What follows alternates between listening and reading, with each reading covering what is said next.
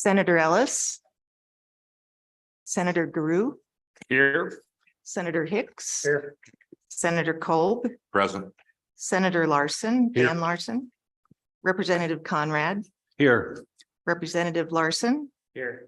Representative Nyman, Here. Representative Summers, Here. Representative Yin, Here.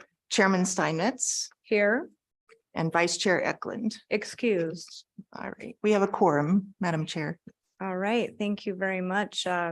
Speaker Summers, would you like to lead us in the Pledge of Allegiance this morning? I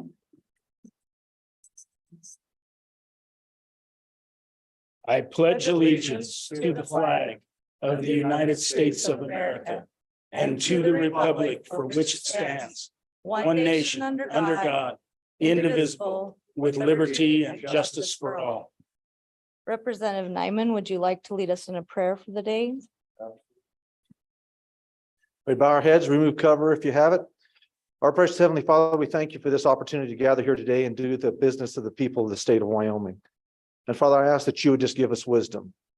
I ask that you would give us discernment and an understanding to be able to deal with the affairs of this committee and what it is tasked with today in an effective manner that will ultimately bless the people of this state and this nation. I ask for all of us to be able to work together corporately, to put aside any differences that we might have, and to keep in mind that we are here to serve the people of this state in honesty and integrity. I ask this in the precious name of our Savior, Jesus Christ. Amen. Amen.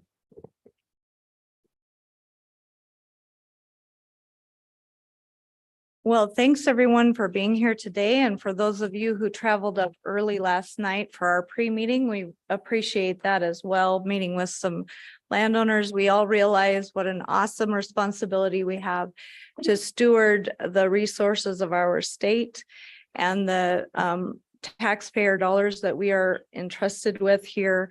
And I know each one of us feels that responsibility and takes it very seriously. With that, we will be starting. As you remember, last meeting, we had to break off early. Our meeting went long, and so Select Water wasn't able to finish our meeting agenda. So we'll just go right back into that. So we will start with the Wyoming one fill rule. We have a memo from our staff. And so if they would like to come forward and present that to us, we'll begin there. Thank you, David. And that should be on your desk for the committee. There is a memorandum about the one fill rule. It was our interim topic number 7. And then you will also see the court case, the Wheatland Irrigation District versus Pioneer Canal Company for your background materials. And so with that, we'll have David take us through our memorandum. Thank you, Madam Chair. David Hopkinson, staff attorney with the Legislative Service Office. Here just to walk through this memorandum. This was actually prepared last year by one of our staff, Abigail Bodwins. The Select Committee briefly considered this topic last year and then kind of didn't follow up. And so that is a new, the committee elected to pursue and take another look at it this interim. But what this memorandum notes is with respect to the filling of reservoirs, there is a one fill requirement, which allows a reservoir to only fill in priority once a year. And that's found both in Wyoming Board of Control Rules and Regulations and Wyoming Supreme Court case law. The Supreme Court has noted that the one fill requirement is a necessary means to protect junior direct flow and storage appropriators under the prior appropriation doctrine. And I'll just walk through, just take note what the rule currently is under the Board of Control Rules. And that provides that a reservoir, and this is on the second page of the memo, a reservoir is entitled to be filled in order of priority once each year if water is available. The water year is from October 1st through September 30th of the following year. If water remains unused in the reservoir at the end of the year, that water is termed carryover storage and is counted toward providing the water to meet the following year's supply for the appropriation. For example, if a reservoir which has a right to store 1,000 acre feet has 200 acre feet remaining, it's carried over into the following year, then the appropriation for the following year would only be allowed to accrue up to 800 acre feet that year, as the storage right comes into priority on the permitted source of supply. So just in summary, that kind of is that one fill rule that they're allowed once a year to fill their reservoir, and I'd stand for any questions on that. Any questions, committee? Questions? Representative Nyman. Thank you, Madam Chairman. I guess one issue that I personally have dealt with, and I would like to know maybe a little bit more background on this, is I have a priority right, first water right on a tributary of the Bellefonte River. And last year, we let everybody, we were pretty low on water. Well, I'm entitled to 1 3/4 or 1.5 CFS. The river, the creek itself was flowing 3/4 of a CFS. And so my water right entitled me to all the flow that was coming down. And so what I was wanting to do was stop the creek. I have a means of being able to stop the conveyance and to stockpile that water. But they said that fell under the one fill rule because I was harming other appropriators down the river. But I guess my question is, with my right to be able to take twice what was being produced out of the creek at that time and the capacity to be able to stop that water, they wanted me to shut down my pump or choke the pump down to make it so that I would only take that 3/4 of a CFS through my system. Well, in the situation that I face is if I do that, I can't get enough pressure to be able to keep the screens clean and it just turns into a disaster. And so my question was at that point, can I stock that water, hold water for 2 days, pump for 1 day, shut my pump off, let it backfill, hold for 2 days, pump for 1 day. But they said that fell under the one fill rule and that I could not hold that water because I would be refilling basically a storage unit. But really, I was not taking any more water than I have the right and appropriated to be able to do on that water right. How would that and would that have anything to do with the one fill rule? Or is there some other way or some other means that I need to look at to be able to utilize that water? Because ultimately, I have to let that 3/4 of a CFS go right on down the river. I had no use of it. So they're basically saying I have to either be able to use all of it, or in that situation, I lose all of it. My thought was if I could store it, use it, and then shut off, thereby not taking any more than what I have the right to take. So would that fall under the one fill rule according to your study of the statutes, or is there something else that I needed to address? Go ahead, David. And don't feel bad if you need to phone a friend. We have the state engineer's office here that may be able to address that. But if you have some comments, we'd love to hear them. Thank you, Madam Chair. Representative Nyman. I would defer primarily to the state engineer's office on that and to the districts and things in control over your area. With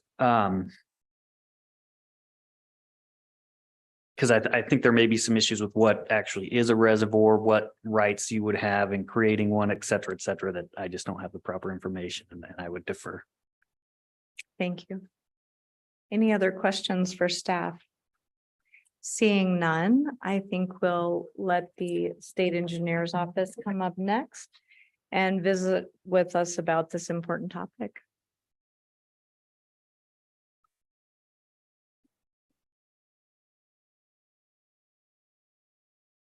Welcome.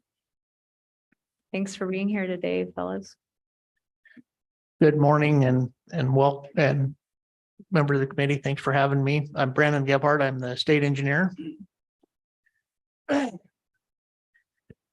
I'm Chris Brown with the Attorney General's office. Thanks for having us. Yeah, welcome.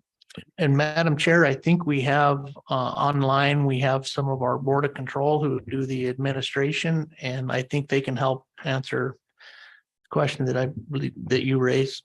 All right, staff, do we have folks online that need to come on screen with us? Yes, I just admitted Kevin Payne as a panelist. Okay. All right, so are we good to go then to proceed? I believe we are. When Mr. Payne wants to speak, if he would turn on his mic and his video.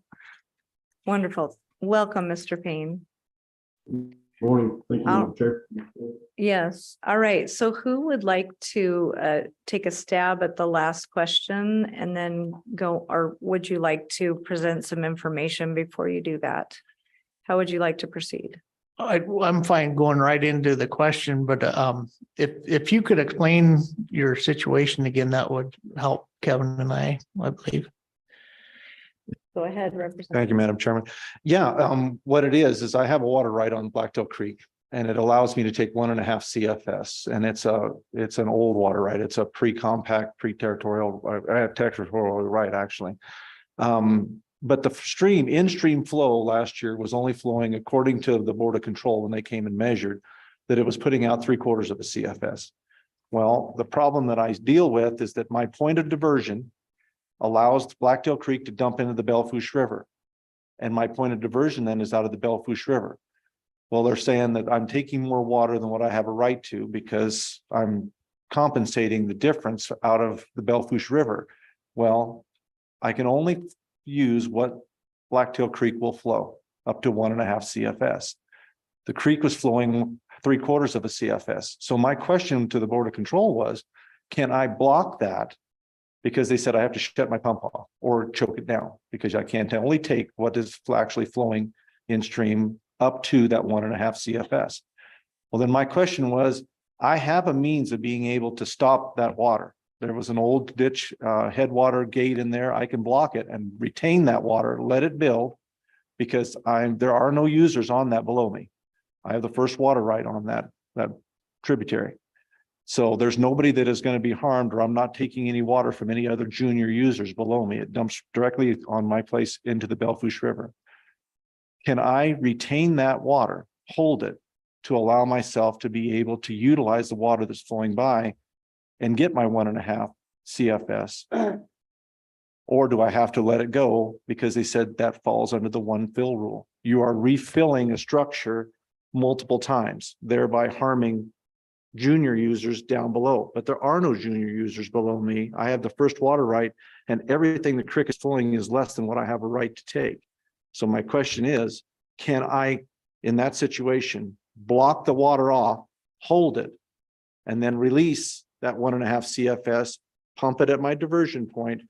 When that's gone, shut my pump off, hold until I can get that much water again, release and pump, and not be under the one fill rule, because evidently the way the statute reads, there's some concern that I am under that. So I'm trying to figure out how to utilize the water that's available the best means I can without impacting the users below me.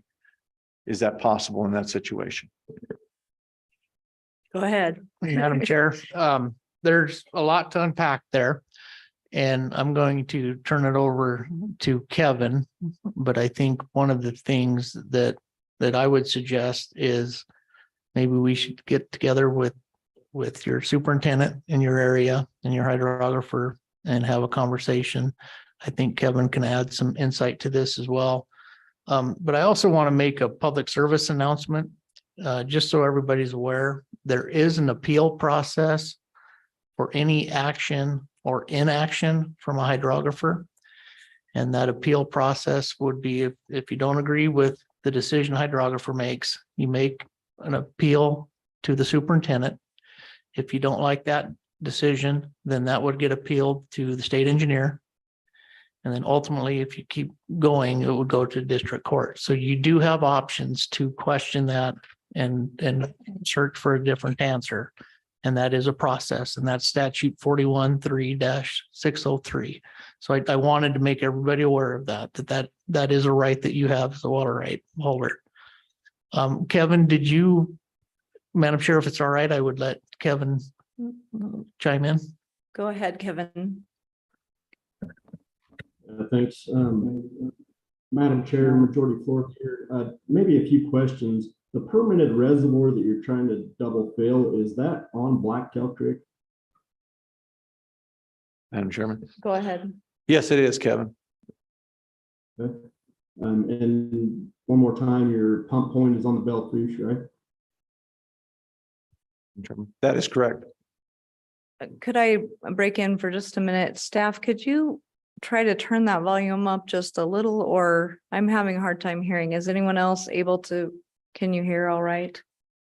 Yeah, we're having a little trouble hearing you, Kevin. I don't know if you can turn your volume up on your end or be a little closer to your microphone. Sure, Madam Chair. Hopefully this is a little better. I'll speak up. Does that help? A little bit. It's still a little, yeah. Speak clearly and loud, please. I will give it my best. Thank you, Madam Chair.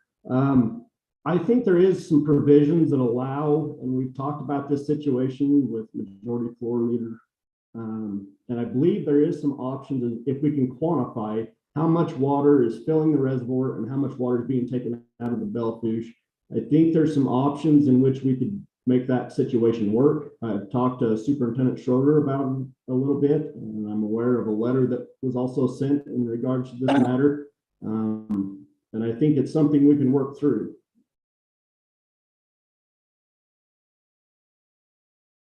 Okay, does that? Thank you, Kevin. All right, okay. Anything further on that topic? All right, we'll have you go ahead with what you'd like to present to us on the one fill rule then. Director Gephardt. Okay, thank you, Madam Chair. And I think what I understand from the one fill rule is concern about consistency. If is that, I'm kind of not Yes. really sure what you want to hear from me, but I believe that was the discussion we were having last year, was concern about the one fill rule not being applied consistently across the state. Correct, Okay, yes. And And so- how that application is working. You were talking about taking some steps to try to kind of clarify that, I believe, especially up in Representative Nyman and Senator Driscoll's area. There had been a lot of concern in that neck of the woods, and we wanted to see what had kind of transpired there if you had taken some action. so Madam Chair, and it's partly because of this appeal process, but it was my understanding that Superintendent Schroeder met with, I believe, you and Senator Driscoll at least once, maybe a couple of times. And other than the issue or the questions that you just raised, it was my understanding that Senator Driscoll and Dave, Superintendent Schroeder, had a good conversation. I think they came to an understanding of some of the issues that are apparent in different basins. And so applying the one fill rule across the entire state equally is somewhat problematic. Mhm. Generally, if the river if it's a free river condition, I think the practice is to allow more than one fill. But then you have to think about, what does a compact say up in that area? We have the Belle Fourche compact, and that creates restrictions on reservoir fill as well. And so I guess I would just say that I was under the impression that Senator Driscoll and Superintendent Schroeder had some good conversations. And if that is not the case, then I'm certainly happy to go have those conversations with him. And I know Superintendent Schroeder would be happy to meet with him again. If this is the main issue that we're discussing, we're happy to do that. All right, thank you. Did you have any other information on that issue for us today? Madam Chair, I don't, Chris, you want to? Madam Chair, I guess, and I'm not sure I'm really adding any value, but I'll try. And I think the important thing, and I do think the one fill rule is applied equally or equitably. And the distinction or the differences are really dependent upon the circumstances of whatever watershed you're dealing with. And I've done this long enough to know one thing is absolutely true, that no two watersheds are the same. That it depends wholly on the circumstances that are present in that watershed to kind of tell you how those rules play out. And we'd prepared a couple of examples to describe Yeah, if the committee is interested in hearing about those, but just one example, and we learned about this, or at least I learned about this, that hydrographers, of course, are out on the ground every single year dealing with the circumstances in their districts. But up on the Bighorn Mountains, for example, in dealing with the one fill rule, one of the biggest complaints Montana had was with regard to the reservoirs we have up on the mountain. And some of those reservoirs were pre-compact, which in the Yellowstone River Compact case is pre-1950. Some of them are post-compact. And of course, they all have relative priorities vis-a-vis one another. And the way that it has operated up on the Bighorn Mountains in the Tongue River drainage is by a system of hierarchy, is what they call it. And that's a situation where it made a lot of sense for the local reservoir owners owned by different folks up on top of the mountain to fill the upstream reservoirs first, even though the most upstream reservoir is the most junior. And that at the end of the fill season, at the end of runoff, then you sort it out to figure out where that storage goes. And if it works out, you can do more than one fill because you have good hydrology, then terrific. But the moral of the story is that in that circumstance, the local water users in that localized system with regard to the storage anyway, came up with a way to work with one another. And as long as they didn't call the hydrographer to come sort it out, to come do the accounting, to come enforce a strict schedule of priorities between the reservoirs, then it works perfectly. And so I just wanted to illustrate that example that it really depends on how the one fill. So for example, Hereford Ranch on Crow Creek downstream of Cheyenne is a completely different animal than Fontenelle Reservoir on the Green River. It's a completely different set of circumstances when you're thinking about the string of federal storage on the North Platte. Completely different when you're thinking about Buffalo Bill Reservoir just upstream from here, and you've got the different considerations. But generally the idea is under Wyoming law, in order for juniors to know when a senior reservoir right is satisfied, it needs to be restricted to the capacity of the reservoir one time a year if there's not more water available to satisfy all the rights. If there's enough water available to satisfy all the rights and you use some of the storage, you can fill it some more because nobody else is being injured by that happening. So the one fill is not strictly applied. You get one fill and you're done, no matter what the circumstances.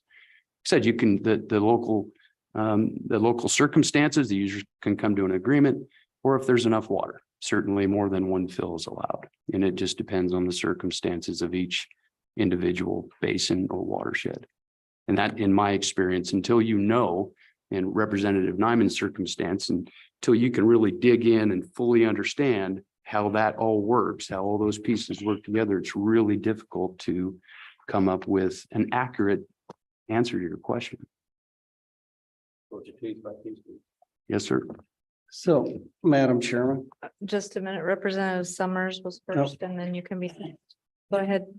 Madam Chairman, thank you. And I guess my question, and this is the first time I've ever been on this committee, but as I read this, basically what case law we have revolves around our Constitution, which is our prior appropriation doctrine. And so how do you develop, and I assume because there's no case law and you've allowed this wiggle room, because to me, if you're not filling by prior appropriation, you're not following the Constitution on those Bighorn reservoirs. So are you allowing flexibility in the system because there's no case law that defines exactly the circumstance that you just detailed, or that maybe there are in other drainages? It's just probably not clear. Is that accurate? So what defines the law then? If it's not the case law in the court or what the Constitution says? Madam Chair, Yep. Mr. Speaker. So one of the instances that Chris described deals with when do we get involved? When are we called into action? And unless there is a call made, we're not brought into action. And so I think that once we are brought into action, then yes, absolutely. We have our set defined methods that we do. So if we're not called in though, then we don't regulate unless there's a call. Madam Chair, Mr. Speaker, I think that's absolutely right. There's a statute which specifically requires a Wyoming appropriator in order to, if their right is not being satisfied, to make a written request for regulation. And until that happens, then the hydrographer does not get involved. And so long as, and I think even Superintendent Payne can think of circumstances in his division where there could be water scarcity, but as long as all the appropriators, the juniors and the seniors, are not requesting formal administration of that stream, then we're assuming no injury to the junior user or no injury to the senior user because they haven't complained. And so my example on top of the Bighorns, that's simply the case. Nobody has complained that some junior reservoir is taking their storage. And I've been in the room when superintendent has told those reservoir owners that if you want us to come in and divvy up that storage water, we will do it because it's our responsibility, and we will do it under strict priority because that is what's in our Constitution. I think there's examples everywhere in the state where that's true, that if the local system are able to figure it out without calling the state in, we're limited by our tools, first in time, first in right, beneficial use. That's what the state will do if it comes in. All right, are you good? All right, Senator Hicks. Yeah, Mr. Chairman or Madam Chairman. Chris, you highlighted the very issue that, that we grapple with. So if we look at the rule in Chapter 1, Section 7, it's specific and says it's only one fill, period. It doesn't bring in the exception of so if we look at the court case was strictly predicated on the assumption of priority. In other words, you can't fill twice if you're going to injure somebody because of a priority date. The rule doesn't even go into that. So the rule just says you're going to get one fill and that's it. So even without calling regulations, the problem that I see that we're trying to grapple with is we're trying to retain as much water in the state of Wyoming as possible. And under the current structure of the one fill rule, it doesn't facilitate that. What it says is you're going to fill once and then you're going to bypass all that water. Even in a situation where there's no injury whatsoever, every junior water right is satisfied. Under this rule, you have to bypass that water. And for those that live next to a state line, sometimes that's a little tough to do. And particularly where you have reservoirs that may not fill next year. And so what it effectuates is then we have a shortage. We had a reservoir, we had surplus water, the reservoir filled once. We had evacuated part of that water, but yet we had enough direct flow. And we've had this numerous times. We get a real wet monsoon, August, everybody's direct flow appropriation is satisfied. And under the rule, we would not be allowed to store any of that water. We have a poor snowpack next year.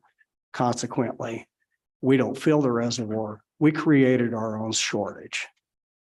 That's the way I read the rule and the strict interpretation. And I think that's part of the issue that we're looking at. And so, I mean, I'm very familiar. This is exact scenario has happened a couple of times with High Savory, but even on the bigger context of the North Platte or some of these where we can literally store double or triple what an annual runoff is, that makes no sense.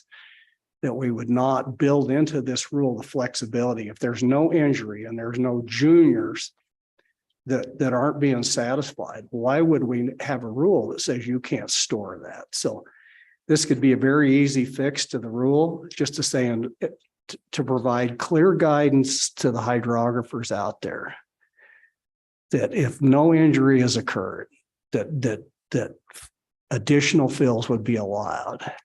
And I see that's just clarification and makes it clear in the rule under those circumstances like that it makes all the sense in the world to keep the water in Wyoming, and particularly in scenarios where you may have shortages the next year. And it may be compact shortages and obligations that we need to send downstream if we were able to store that water in Wyoming.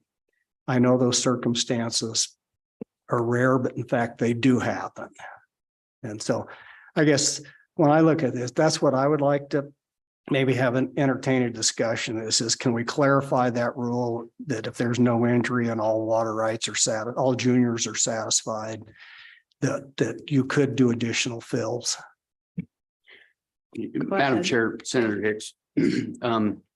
Certainly, and of course, this is a Board of Control rule, so it'll be up to the Board of Control whether or not they would want to. And I'm not sure if everybody understands how the Board of Control is set up. It's the state engineer as president of the Board of Control, and then the 4 water division superintendents make up the whole Board of Control. So we've got 2 members here right now. Thankfully, I don't have a quorum. At any rate, I don't think that they necessarily would be opposed to any idea of clarification. So I believe the language from the rule Senator Hicks you're looking at says a reservoir is entitled to be filled in order of priority once each year if water is available. So as I read that, and this is just my reading, and I'm again not suggesting that it couldn't be clarified, that talks about its legal right, its entitlement. It doesn't say you can't fill more than once. It just says the right, the entitlement is to be filled once per year. And as far as clarification and how it's applied, if the committee is unaware, there is a hydrographer's manual, so a policy manual of sorts that the Board of Control and the state engineer put together, which was intended to, and as part of Governor Meade's water plan, the same plan that had the 10 and 10. And part of that was in response to certain conditions, not one fill rule that I recall at the time, but other conditions where there was some concern where there was water commissioners weren't exactly doing the same things throughout the state. So part of the goal was to update a very old hydrographer's manual, bring it up to date, and try to make sure there was more consistency amongst hydrographers. So the Board of Control and the state engineer put it together, and this is what it says. It is possible and allowable for a reservoir to accrue more than its one fill in 1 year if water is available and not needed by any other appropriator. And so that, I think, more clearly identifies what we've described. If it's in Free River, if the water isn't necessary to satisfy another existing right, then the reservoir can accrue more than one fill. So that is how the Board of Control and the state engineer have instructed the hydrographers how to implement that one fill rule. So I'm not suggesting that the rule itself can use some clarity, but I think at least the intent of both the rule itself and certainly how the board had expressed it in the hydrographer's manual is consistent with how we've tried to describe it here today. Yeah, Madam Chairman, on that issue, I would agree with that, Chris, but a reasonable person that would read this, that isn't steeped in it, assumes that one means one. And so it's this, I think a lot of this could be resolved with just a clarification that the Board of Control could either adopt the language as part of the rule that you just described in the hydrographer's manual. But when we look at the hierarchy things, it's laws, rules.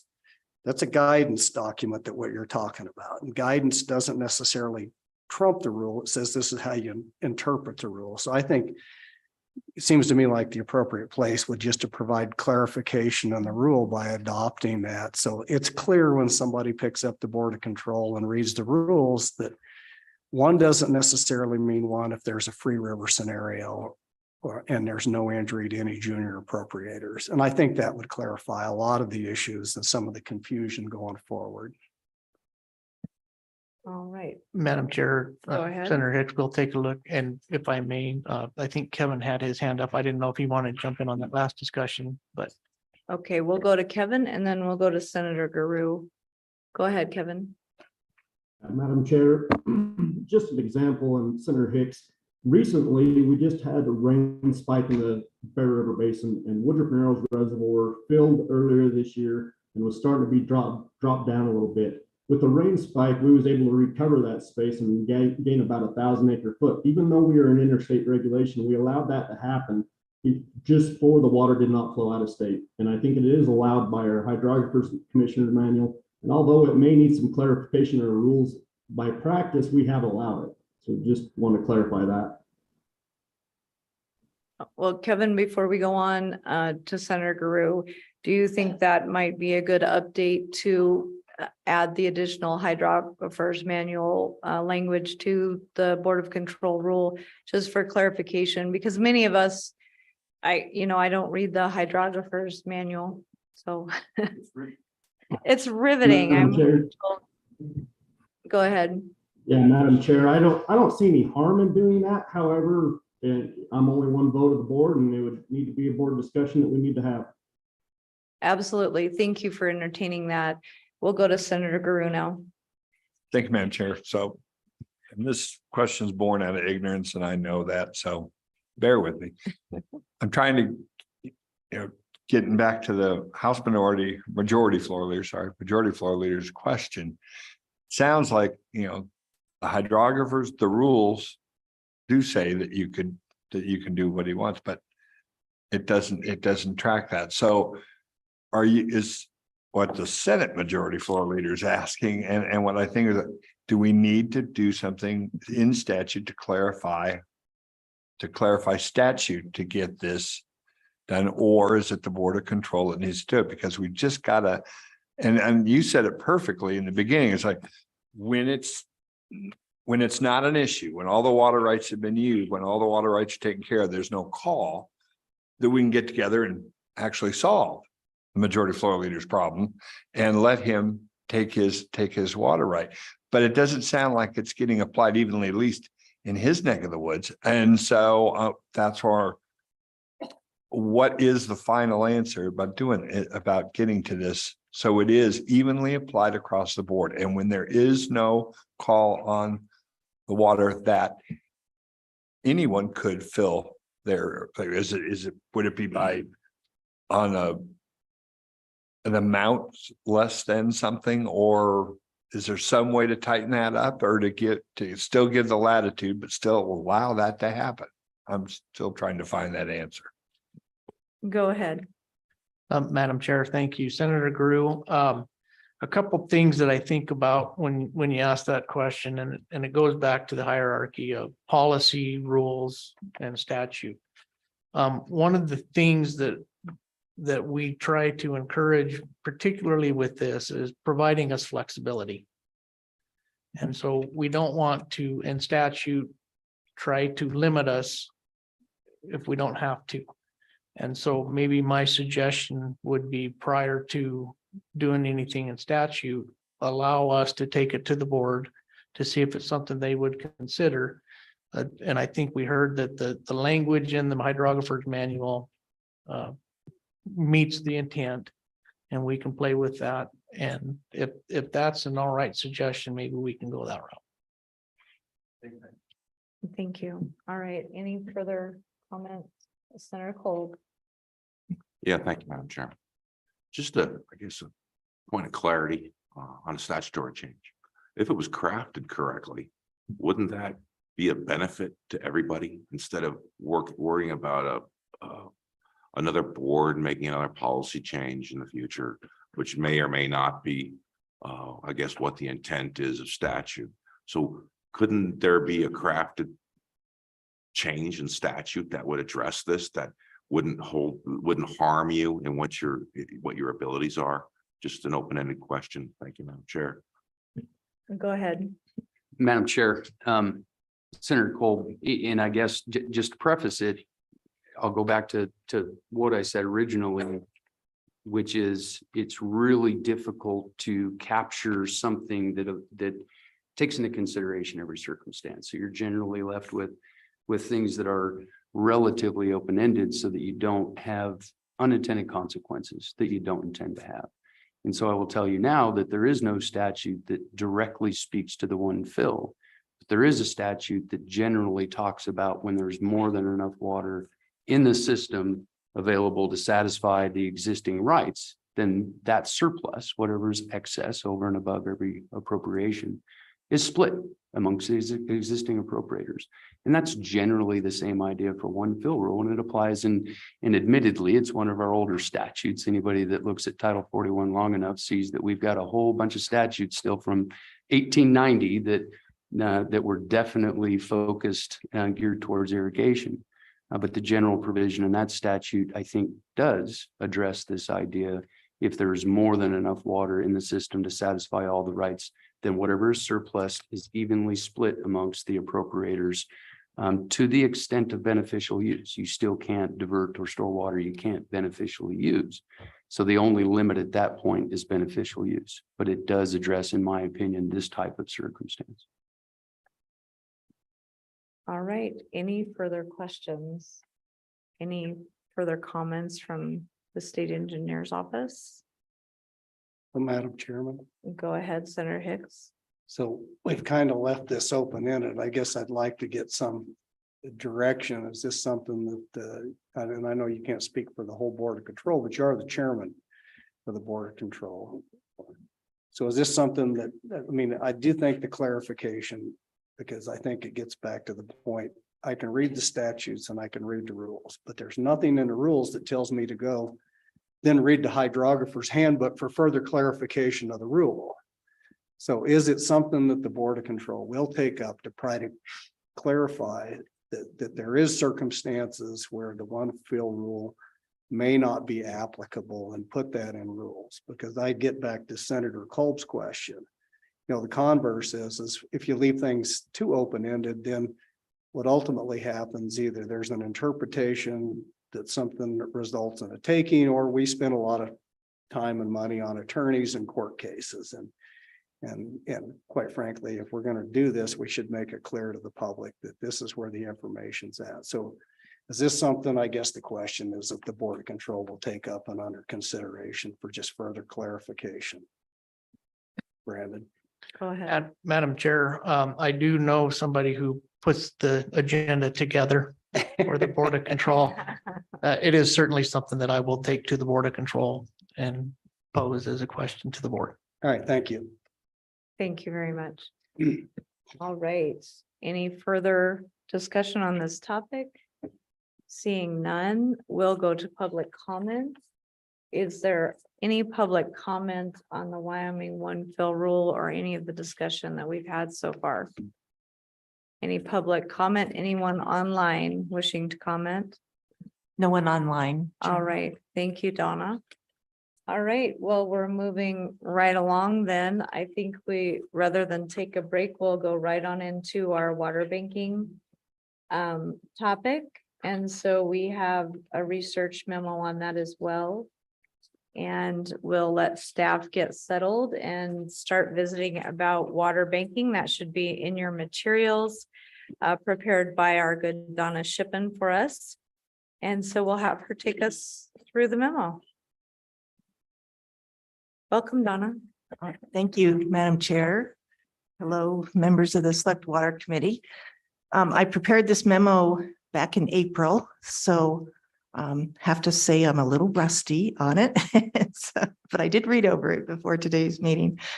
I just wanted in this memo to provide an overview of water banking and the water banking laws that I found other Western states have enacted. I'm just going to walk through the memo and kind of provide the highlights. So on page 1, I provide some background information about previous consideration of water banking by the Select Water Committee and the Joint Ag Committee during the 2018 interim. And then if you go to page 2, I start off with an overview of water banks and a definition of water banking, which is a definition I found cited a lot in the literature. And it's a definition that was provided by former University of Wyoming College of Law professor Lawrence McDonnell. So water banking is an institutionalized process to facilitate the transfer of developed water to new uses. Broadly speaking, a water bank is an intermediary between buyers and sellers. I kind of gave you the Reader's Digest version of that definition. If you look on page 3 at the top, there's a figure that kind of illustrates how water banks can function as an intermediary or a broker between water supply clients and water demand clients. Page 3 goes on to list a variety of purposes that water banks can serve They can create reliability in water supply, promote water conservation. There's an entire list there. And then I found, again, on page 3, under water banking formats, that water banks are often designed around a specific source or type of water entitlement. And there are 3 major categories of water banks. These are institutional banking, surface storage banking, and groundwater banking. So the research memo goes on to describe each of those. Institutional banks provide a legal mechanism for exchanging water rights, and they're commonly used for natural flow water rights. If you turn to page 4, surface storage banks are typically used to bank or exchange reservoir or storage allotments. And then groundwater banks provide a mechanism for exchanging entitlements to water withdrawals from an underlying aquifer. Groundwater banks can also include aquifer storage and recovery programs. The next section on page 4 talks about market structure and pricing of water banks. These banks typically employ either a clearinghouse market structure or a fixed price market structure, and those are explained at the bottom of page 4. A clearinghouse structure is where buyers and sellers post their intent to buy or sell water rights. There are bilateral negotiations between a single buyer and a single seller, and prices are determined by the market. A fixed price water bank is just what it says. The water bank posts a fixed price for the water or the storage that they're selling. On page 5, the next section talks about Western states that have passed statutes authorizing water banks. I looked at the 8 Western prior appropriation doctrine states and found that 5 of the states, Arizona, Colorado, Idaho, New Mexico, and Utah, have passed statutes specific to water banking. Arizona passed the Arizona Water Bank Authority in 1996, and this was to allow increased utilization of Arizona's Colorado River entitlement by returning unused water to Arizona through the Central Arizona Project aqueducts, and then storing that water either through direct aquifer recharge or indirect groundwater storage. The 1996 law also allows California and Nevada to store their unused Colorado River entitlement water in Arizona. In several years later, in 1999, the Secretary of Interior passed regulations authorizing a Colorado River interstate banking program. And currently Nevada does store water in Arizona, store some of its Colorado River water entitlement in Arizona. On page 6, there's information about Colorado's statutes. In 2001, Colorado enacted the Arkansas River Water Bank Pilot Program. And this was to allow for 1-year leases of Arkansas River Basin water rights from agricultural users to municipalities. The pilot failed to result in any leases, however. Then in 2003, the Colorado legislature amended the 2001 law to allow the creation of water banks within each state water division. The program didn't really get traction. It looked to date, all I found was that only one conservation district, the Grand Valley Water Users Association, actually utilized the statute to pilot water banks in 2017 and 2018, but those programs have since been discontinued. Idaho, on the other hand, which again is at the bottom of page 6, has a long history of water banking, and that actually predates their statute. So when Idaho started storing water in reservoirs in the early 1900s, a market developed for unneeded storage water, and there were informal leases that occurred. Then in 1979, the Idaho legislature enacted legislation to formalize the practice of water leasing and renting. And the legislation created two types of water exchange markets, a statewide Idaho Water Supply Bank and local rental pools.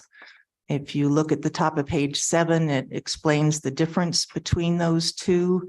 The Idaho Water Supply Bank operates as a clearinghouse for the exchange of natural flow water rights, both surface and groundwater, and storage water rights. And prices are determined by the market.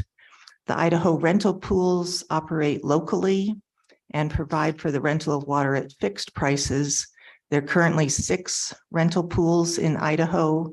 One is operated by the Shoshone-Bannock tribe, the other 5 by local committees appointed by the Idaho Water Resource Board.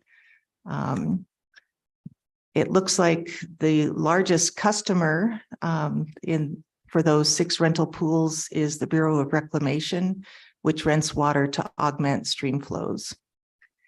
Then at the bottom of page 7, I talk about New Mexico, which has enacted 2 separate pieces of legislation regarding water banking. If you turn to page 8, there's information that both of those statutes. In 2002, New Mexico enacted legislation authorizing the establishment of 2 types of water banks, a lower Pecos River Basin water bank and community ditch water banks. And then in 2005, New Mexico passed the a law to create the Strategic Water Reserve. The water reserve is composed of purchased, leased, or donated surface water or underground water or water rights. And these are used to comply with interstate stream compacts or to manage water for the benefit of threatened or endangered species. Then at the bottom of page 8 is the final state, the 5th state, Utah. It's the most recent Western state to enact water banking legislation. They passed the Utah Water Banking Act in 2020. I give some history of the act starting at the bottom of page 8. It was part of efforts of the Utah governor to establish a 50-year water plan and water marketing strategy. If you turn to page 9, I provide some information about a federal grant that Utah used to develop that water marketing strategy. It was a grant provided, what's called a Water Smart grant provided by the Bureau of Reclamation.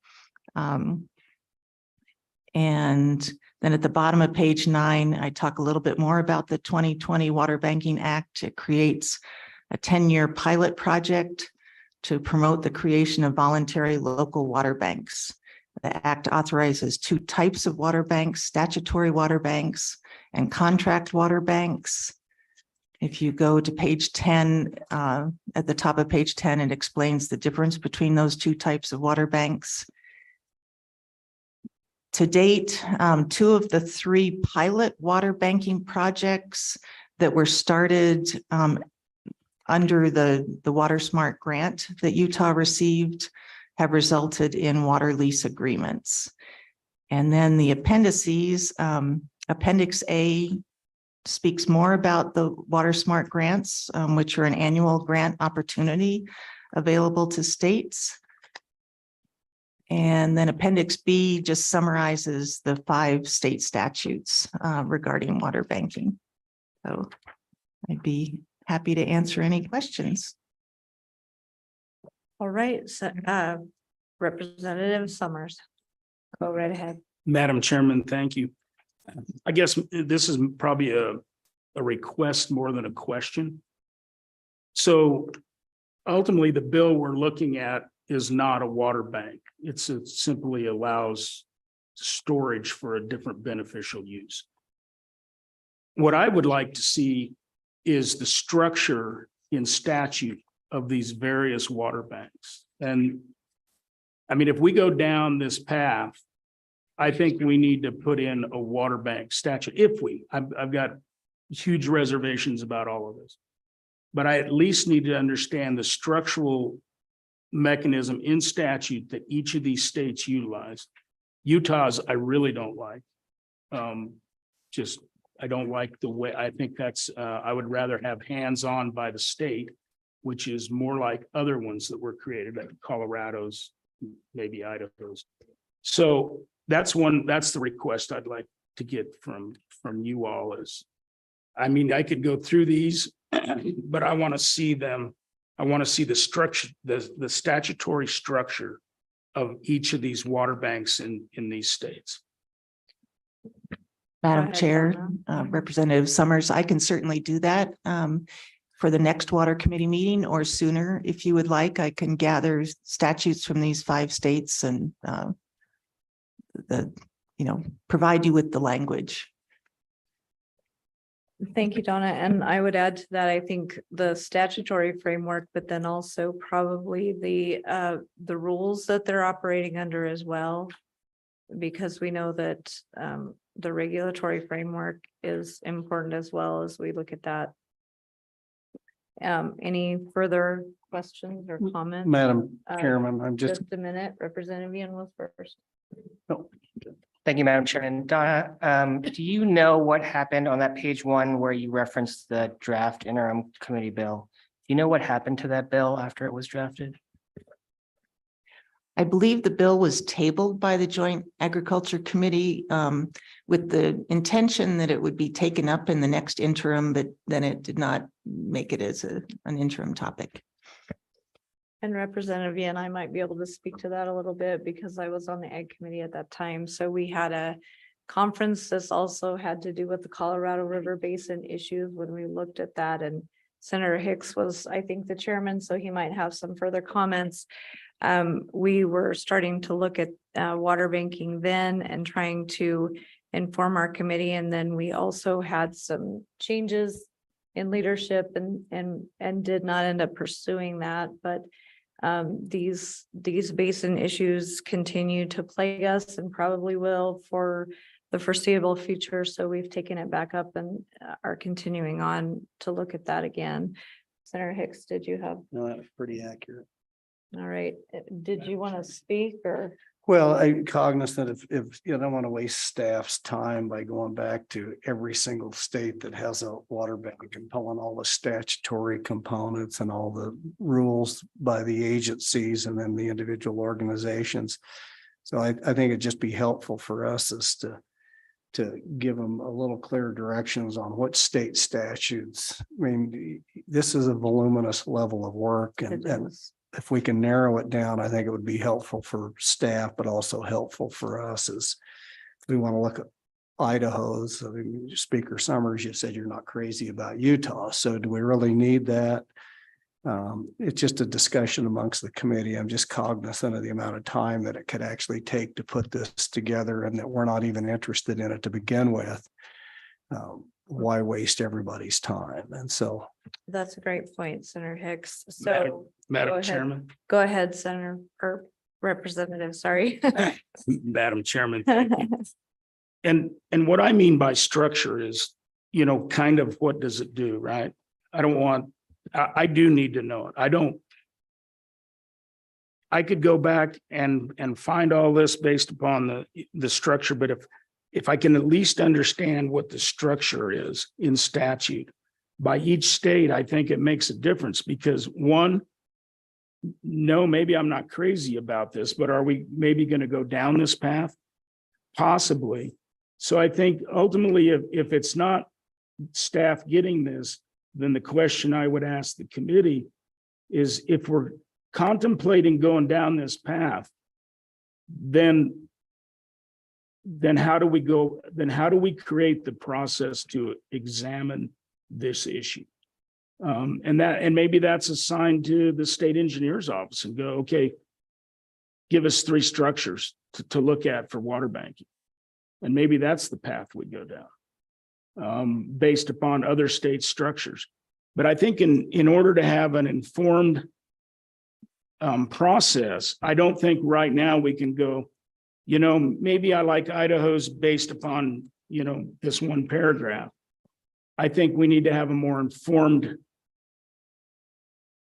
structure to look at if we want to go down the path. I mean, that's before we even decide, frankly, if we go down a path. But we need to understand what those options are. And maybe that is, maybe we assign the state agency to give us some options. Thank you. Thank you, Representative. And I think that when we began this process, we knew it would probably at least be a 2-year process, maybe longer than that. And so as we begin the discussion, I think this document has been very helpful to begin the discussion. I would entertain further discussion from the committee as to how you would like to proceed. Madam Chairman. Go ahead. So if you go through many of these statutes, what they do is they create either pilot project or basin by basin specific type water banks. And given the nature of the 9 compacts and decrees that we have within the state of Wyoming, it doesn't make sense to me at this point in time to try to go out and create a statewide type of water banking program, because quite frankly, in the Bighorn River Basin where we're sitting today, and it's probably not needed. But other places, as we're facing continuing challenges, particularly with compact compliance issues and stuff, it seems to me that maybe we ought to just narrow the scope a little bit and look on a pilot project, on one basin that's dealing with, which is Colorado. I think we all know the Colorado River Basin is the hot button, and start to narrow that down and focus on that versus the very broad brush of just water banking legislation, but more looking at something like maybe what they did on Grand Valley under Colorado statutes, and just pick a few of those out and say, what's your governance structure? How is that bank working? And look at that. Idaho's got 6 different, but they're basin specific. And so they'll be specific, the banking will be specific to those issues instead of something broad brush statewide. I think the statewide brings in a lot of issues that we won't necessarily need to navigate. Some basins are just not going to have issues like we have under compact constraints. And so my recommendation to the committee is, if we're going to move forward, would be to try to pull one of these out, look at a pilot project type program and do it basin specific versus a statewide banking type program. But I just see that this is going to be it's a continuing effort. This is just not going to happen with one stroke of the pen, because it's a very complicated issue, how we would do this. But I think the quicker that we get started on something, and even if we get to the point where we decide it's just not right for Wyoming, we need to get started. I think for those of us who live on the Colorado know that there's a lot of big things going on out there, a lot of concern with water users. There's been a lot of discussion with what they term demand management type programs. This could be part of that structured program if we end up going down that way. But I just see there's some great utility in pursuing this effort. So that would be my recommendation, Madam Chairman, pilot project basin specific. All right, go ahead, Representative. So, Madam Chairman, I appreciate that. I agree with the basin specific. As it relates to a pilot project, I would rather just see our agencies give us some options first. Maybe that is a pilot project, but I would rather they give us some options on what water bank on the Colorado on the Colorado River system would look like in Wyoming. And rather than we develop it, I want to see our agencies give us some options. Further Madam discussion. Chairman, maybe we could get them up here. All right. Thank you, Donna. Thank you for all of your work. I appreciate it. And we'll bring the state engineer's office back up to the table and give us some input on this important issue to the state. Thank you, Madam Chair. And if I may, Kevin Payne has been working on this with us, but I will provide you with a little kind of background of where we are and where we've been. The bill that was discussed previously was in 2018. And at that time, State Engineer Terrell provided written testimony.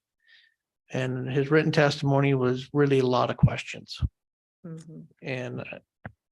And so I think some of those questions still remain.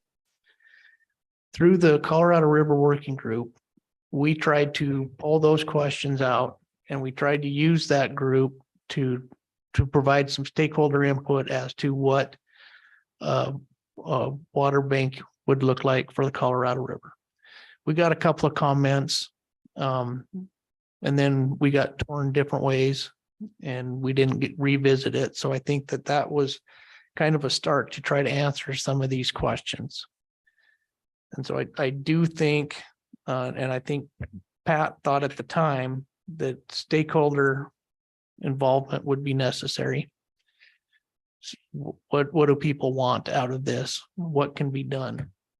I also think that Wyoming has some tools that maybe some of the other states didn't have and necessitated their water banking statutes. We've got exchange statutes, we got temporary water use statutes that will help with this kind of an idea. One of the things that we have been considering is potential to use storage space on the Green River, and then create some sort of a banking system. I think with what we have talked about, we feel that within our existing statutes, largely we can accomplish this if we just had a place to put this. That brings up another question of the stakeholder involvement. There are many different types. Are people just looking for a clearinghouse where willing people come in, offer a direct flow for somebody to purchase? Or do we want to look at an actual storage space in a reservoir that people just bank it in there, and then somebody comes in, buys it and pulls it out when needed? Again, I think largely those can be accomplished with some of our existing tools. But the desire and what people want is still part of the question. I think we still need to be very careful that nothing that we do would lead to speculation. So I think there needs to be a lot of thought that would go into this. And like I said, I think the working group was an effort. We reached out to the working group. We provided 4 or 5 pages of questions, and we did get some comments. But perhaps the Colorado River Advisory Committee could be assistance with that and stakeholder engagement potentially. That would just be a suggestion, but I still think there are a lot of questions of, what's the purpose? Are we just looking for water scarcity situations? Is this going to be continuous? Is this for compact calls or compact curtailments? And I agree completely that this should be a basin specific at the largest, because they're all different. Like I said, are we looking at a storage water banking? Are we just looking at willing seller, willing buyer? We don't need the storage component. I will say that is part of our thinking as you all know, we're working with the Bureau of Reclamation to investigate potentially purchasing more storage in Fontenelle. We're thinking of that as we're having those discussions as well. So we are putting a lot of thought into it, but there are still a lot of questions, and you're right, it's going to take some time, but we've kind of started that and we'll try to reinvigorate that effort. And if the advisory committee's up to participating, I think that would be a great help in getting stakeholder input. Go ahead, Representative. So, Madam Chairman, and I appreciate that, obviously Senator Hicks and I serve on that. I think the question has been going around in that, and I think the question will be now, because I don't hear anything, I guess, confirmative out of you that in fact you do have the statutory structure you need to be able to do banking within our own statutes. Because I would rather we didn't change any water law to do this, frankly. But we need to know, well, first, I guess, what do we want, right? I mean, that's that's the first question. I don't like where you have a bag of water sitting in a reservoir and then there's open trading on that bag of water. I would rather, and this is strictly because I'm a cowboy and a ranch owner, I would a lot rather that interaction be between me and whoever wants my water. And that we don't create third-party vultures that end up eating up the money that's going to be in this system. And so my question to you is, because you have been examining this for some time, do you have the statutory construct, and maybe this is for Chris, to do what you think we could do as far as just, if we have some room in Fontenelle, do we have the statutory construct to do what we need to do now? So Madam Chair, and Chris jump in, but Madam Chair, Speaker Summers, the way I've been looking at it, I think we have the statutes we need. One of the ideas that I heard in some of those meetings was they just want a place for people to say, hey, I'm interested in participating as a buyer or a seller, so that they're not out knocking on doors and trying to find the people that want to play. Even if it's just, here's this program, put your name on a spreadsheet and let them come find you. That's another concept that we have discussed. We're already doing this exchanges and temporary water use agreements.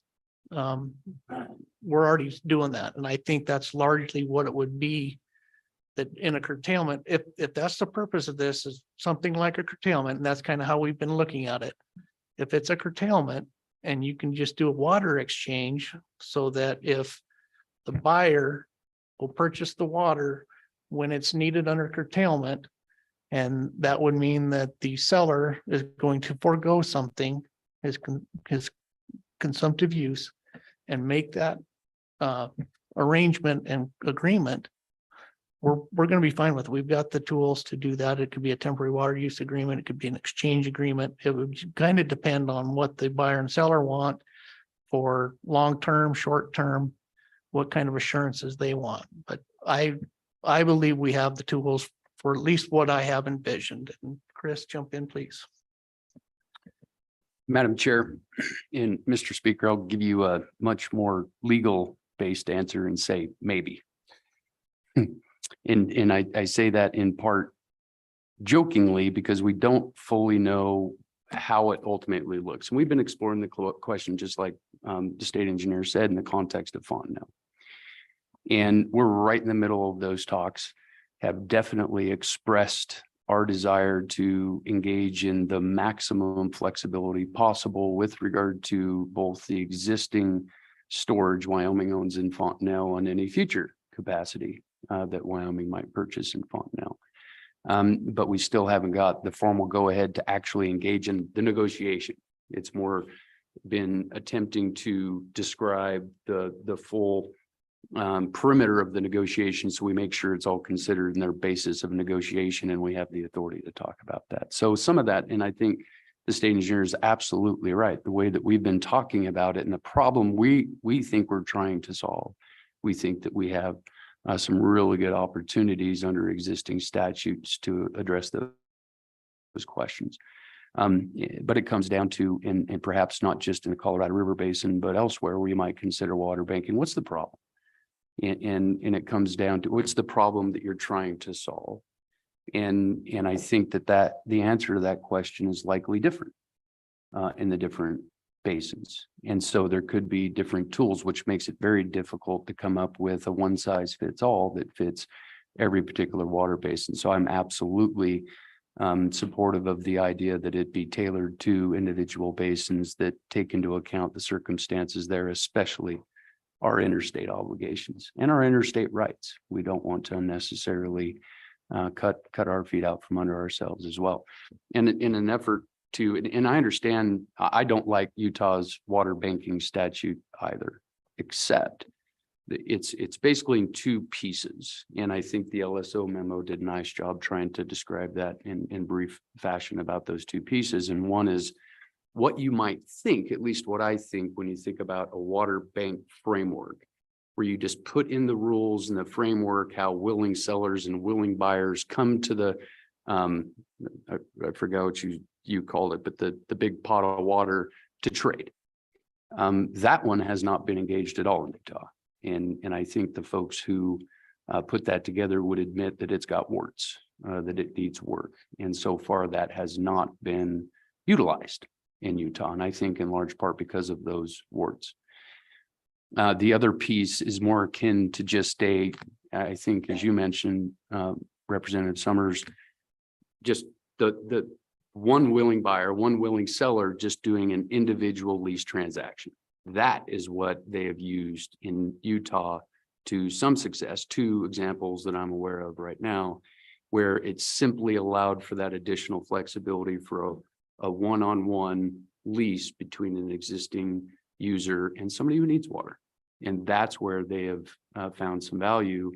And I'm not sure if the state engineer mentioned this, but we did invite one of the people from Utah who was very deeply involved in developing the Utah Water Bank through the legislative study process, through the drafting process, to talk about the Utah experience. And I think he said that's where they're seeing a lot of value. And as we discussed it with, at that time, the working group, now the committee, it's largely the same folks, where there are a lot of similarities with Wyoming's temporary water use statute, where that statute does allow for individual transactions between just one buyer, one seller, similar to our exchange statute, which allow for individual transactions between one buyer and one seller. I don't think they're perfect. I mean, I think there definitely could be some improvements, but again, I think that goes to the problem that you're trying to solve in an attempt to add value. This is what, when that Utah attorney presented, this were the takeaways from that general Utah effort. And I think they make a lot of sense here in Wyoming. The first one was data and money will be key considerations. Says you can't do banking without both. It's going to take money and it's going to take a lot of information from your system so you can fully understand the water use and what might be available to participate in this, either individual exchange, and we see that as the state engineer entertains exchanges, or temporary water use agreements. The first thing you do is ask a whole bunch of questions, because the bottom line principle is, by allowing this transaction to happen, you can't hurt anybody else. And in order to make that decision, you got to know a whole lot about it. So you need data. And if you're going to do something bigger as far as banking, you need money in order to make that happen. You would hope at some point that if it is a more open market sort of thing, that it would be self-sustaining, that whoever's paying for the water would have some sort of a obligation to pay enough to keep the system going. But to start it out, you probably need something else. And I think the LSO memo identified the WaterSmart funding that they used to help try to kick that off. The second key takeaway was understand your needs. Their bill would not have passed had they not realized that Utah needed a water banking program that was 3 things. It had to be voluntary, couldn't force anybody to participate. It had to be temporary. This was avoiding permanent buy and dry, avoiding permanent changes in use, and it had to be local.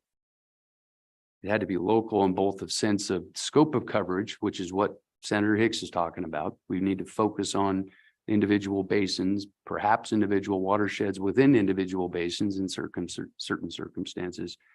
But you also had to have local governance, local participation associated with it. It didn't mean that there had to be exclusive local control. I think there is always a state element, but there certainly had to be local buy-in in order for it to work. And I think that's been a deficiency of some of the banks in the other states, where it tried to do too much, and do too much from a state level, not enough from a local level. That was a takeaway. It's not a silver bullet. It's just another tool, right? We've got other tools out there. It's not suitable everywhere. Some places it won't be suitable, and other tools will be more effective in some situations. So it's not a silver bullet to fix our problems. Slow and steady, taking their time to get the right thorough legislation, demonstration projects, pilot projects, built-in assessment process. It took time. So it's slow and steady, a consensus-driven approach, designing a concept that is based on input and the needs of that local water community. And he admits last one, they already recognize that they need to make changes to their broader water bank statute because they recognize it as deficiencies. So Brandon mentioned the testimony from State Engineer Terrell back in 2018 was largely questions. And then we addressed, we were identifying the specific Colorado River issue as it related to demand management, which resulted in the demand management storage agreement, which I think helped answer some of those questions too. Those questions that State Engineer Terrell provided were based on a bigger set of questions that we came up with. The State Engineer's Office, the Attorney General's office, and saying, what does this thing look like? And there are a whole lot of questions that need to be answered in order for it to be effective. The last thing I'll say is we look at water banks in the other states, the problems they were trying to solve with those banks aren't necessarily the same kind of problems that we are trying to solve. I can tell you the Idaho bank, at least in terms of the rental pools, which is really the only piece that's used in the Idaho banks, is based largely upon the storage law in Idaho, which is not the same as it is in Wyoming. So our any framework we might have will never be the Idaho framework because it's based on different law.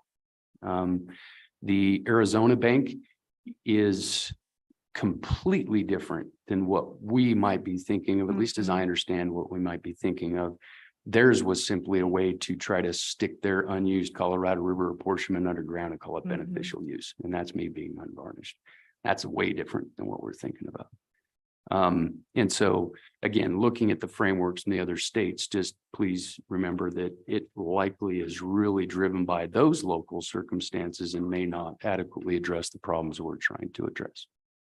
I spoke too long, so I'm sorry. Okay, so then I would have a question for you unless you want to go first, Representative Summers. Madam Chairman, just a couple of questions. One is, it's still unclear if our temporary use statutes are clear enough to do what we want to do. I think that's fair. But we don't know. I haven't heard yet from you guys how you want to change it, if you want to change it. So that's one question.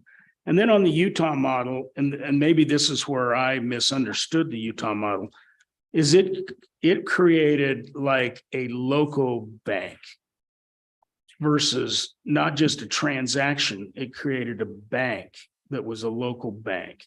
And maybe I misunderstood that. I don't mind the transactional piece, but it seemed like the state was almost ceding authority to some local group to create some banking. And I really didn't like that, but maybe you can clear that up for me.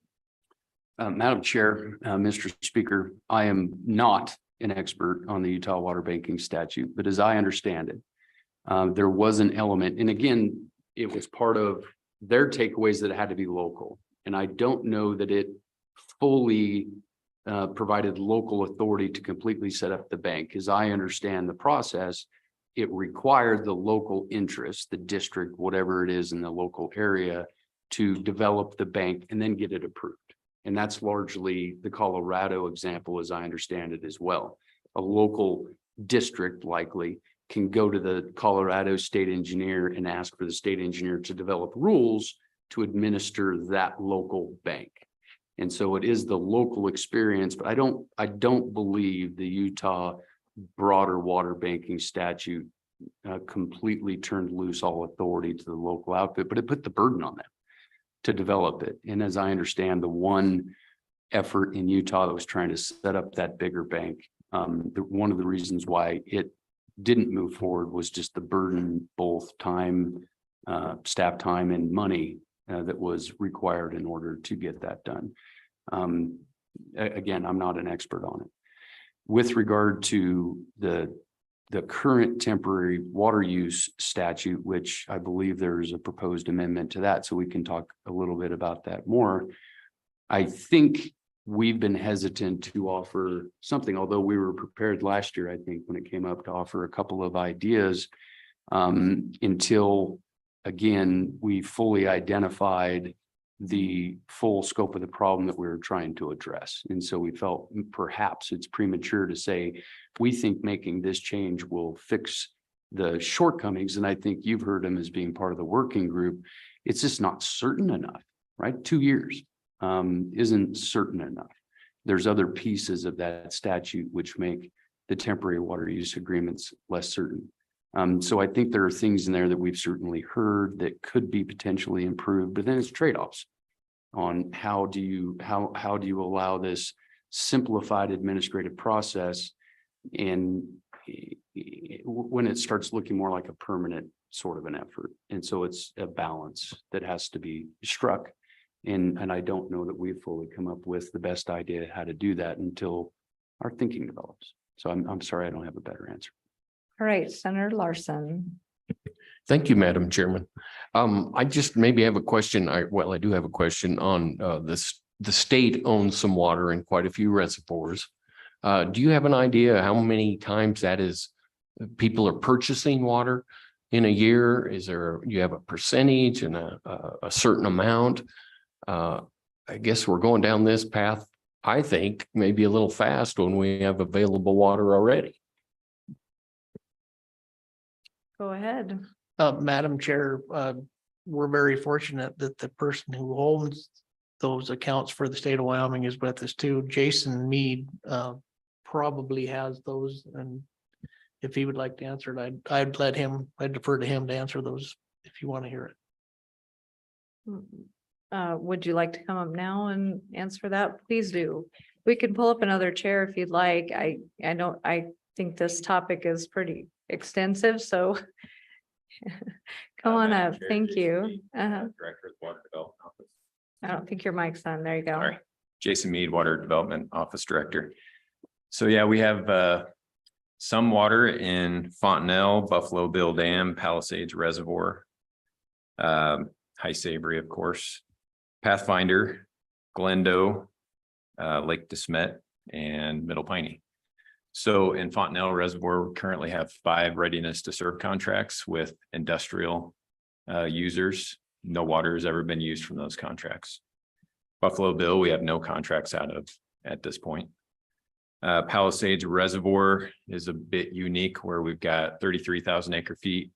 It's really meant to make sure we're meeting our compact requirements. Then if we're doing that, then it's used more for propping up Jackson Lake Reservoir elevations or flows below that.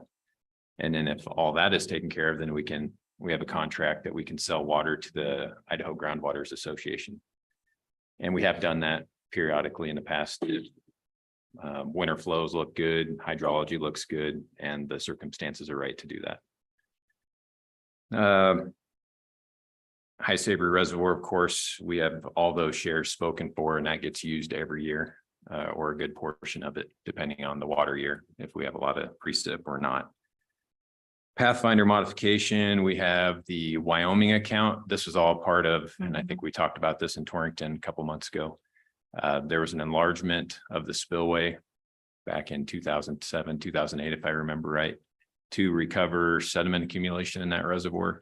Portion of that went to providing water to the Platte River Recovery Implementation Program in Nebraska as part of our requirements of that 3-state agreement.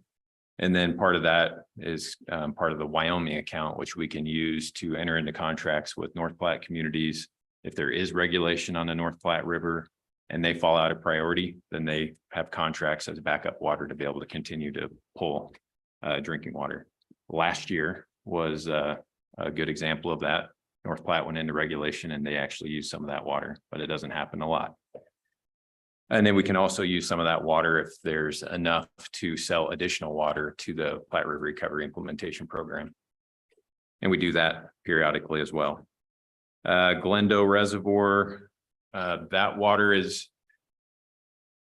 part of the modified decree, a portion of some, I guess, storage and Glendo was provided for Nebraska and a portion provided to Wyoming, and we use our portion. It's 10,600 acre feet, and that's the water that we use when there's out of priority diversions in the triangle. that comes out of Wayland Diversion Dam, that area between Wayland Diversion Dam and the Nebraska state line. So there, I believe that I'm not an expert on that area. You'd have to talk to Water Division 1 superintendent, but when there are out of priority diversions, we have an obligation to replace that. And then the wells that are active in that triangle, they are charged a certain consumptive use per well, and that has to be repaid back every year. So that water in Glendo is used to replace those diversions and those wells or well uses. Lake DeSmet was acquired, a portion of Lake DeSmet was acquired back in 2018, along with Healy Reservoir. We have some water contracts there through the South Outlet Works with irrigators, and some legacy contracts that we have obligations for out of Healy Reservoir that are used every year, or at least a portion of them are used every year, but we have not used all the water that we have in Lake DeSmet at this point. And then Middle Piney Reservoir, of course, we have the Middle Piney Watershed Improvement District that's formed to utilize that water once construction's finished on that. So those are the reservoir assets that Wyoming holds through the Water Development Commission. A float? No, okay.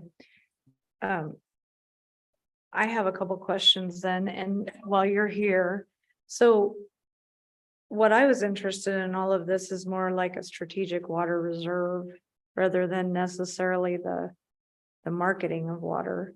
And are you saying that we kind of have our own strategic reserve already and that it's just scattered throughout and that we've got that covered, or what would your impression of that be? Madam Chairwoman, I would say that to an extent, yes. Lake DeSmet, for example, when it was put up for sale by an industrial company, there was no longer going to be development of coal gasification plants and things like that, that Wyoming saw that as a long-term investment for the state, not only for potential drought, but other investors that might move in that need water.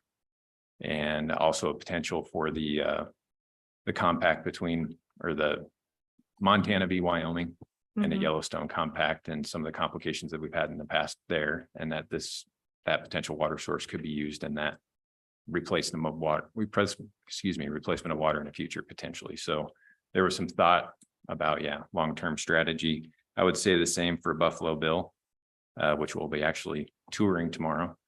And thought there was, we participated in the enlargement of Fontenelle back in early 90s, around 250,000 acre feet. A portion of that went to, again, recovering sediment lost. So it benefited the irrigators on the Shoshone River, but also for the idea that, back in the 1970s, they were thinking there was going to be a lot of coal development and power plants around the Gillette area. So that was a potential source of water that could be more or less trans-basin to those power plants. That hasn't developed like we thought it, over the last years with all the regulations. So again, there was a thought that it would be a long-term strategy, didn't pan out. Still have water that we can use for something else. And of course, I think Fontenelle Reservoir is a good example of that as well. That's playing out right in front of our eyes with the Colorado River Compact issues we're dealing with, and the potential that will have the benefit to the irrigators and municipalities and industrial companies in Wyoming. So I would say to an extent, there's probably always more opportunity in the future. I think the dam and reservoir program in general is kind of using that same concept. It's mostly irrigation type related water, but if climate change and climate extremes continue to play out like we're seeing them, then if there's no water in the stream, there's not going to be any irrigation, and our small towns are very heavily dependent, in my opinion, on agriculture. And so we're looking into the future on how do we bolster that and make it climate or drought resilient, more or less. So. All right. Well, and we'll get into the bills later, but how is the interplay of that with Fontenelle and the storage water there? Are we running water down that could be put to beneficial use downstream in that basin that we are not receiving credit for? Mr. Chairman, I would think I would defer that question back to the state engineer's office. I would say the Green River in general is a very prolific basin. We could fill Fontenelle Reservoir 2 or 3 times over in an average year, if not more. We don't release water out of Fontenelle. Well, I shouldn't say that. The Bureau of Reclamation releases water out of Fontenelle for hydropower production, but it's readily filled back up in a given year where there's not a curtailment in place because of the hydrology. Would you like to come back up? Please do. That's my response to that. Thank you, Jason. Appreciate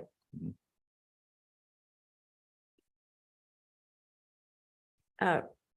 Go ahead. I was hoping to get that question answered, but then we'll go to you if you wouldn't mind coming back up and answering that.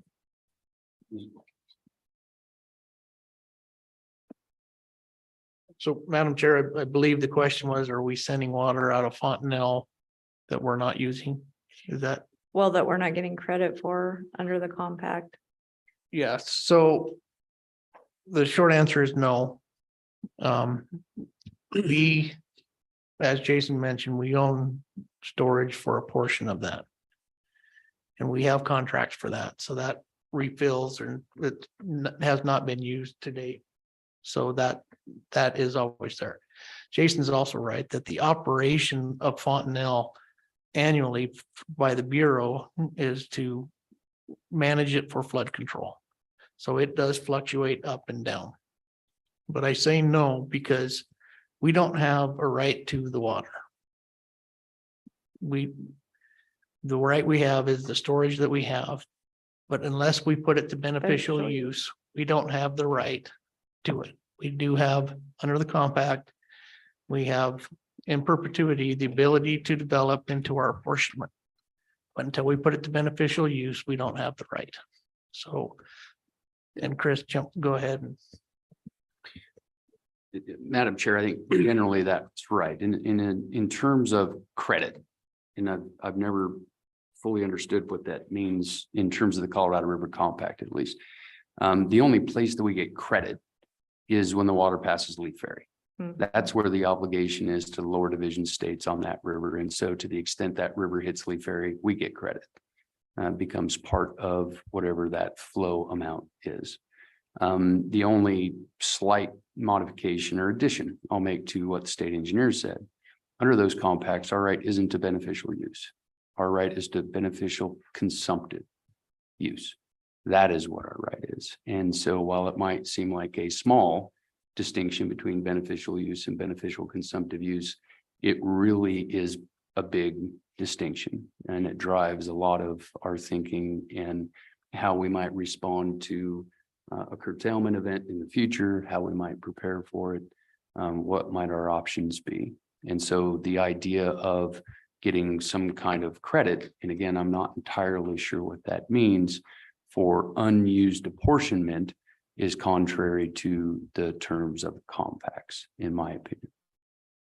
Okay, thank you. All right, further questions?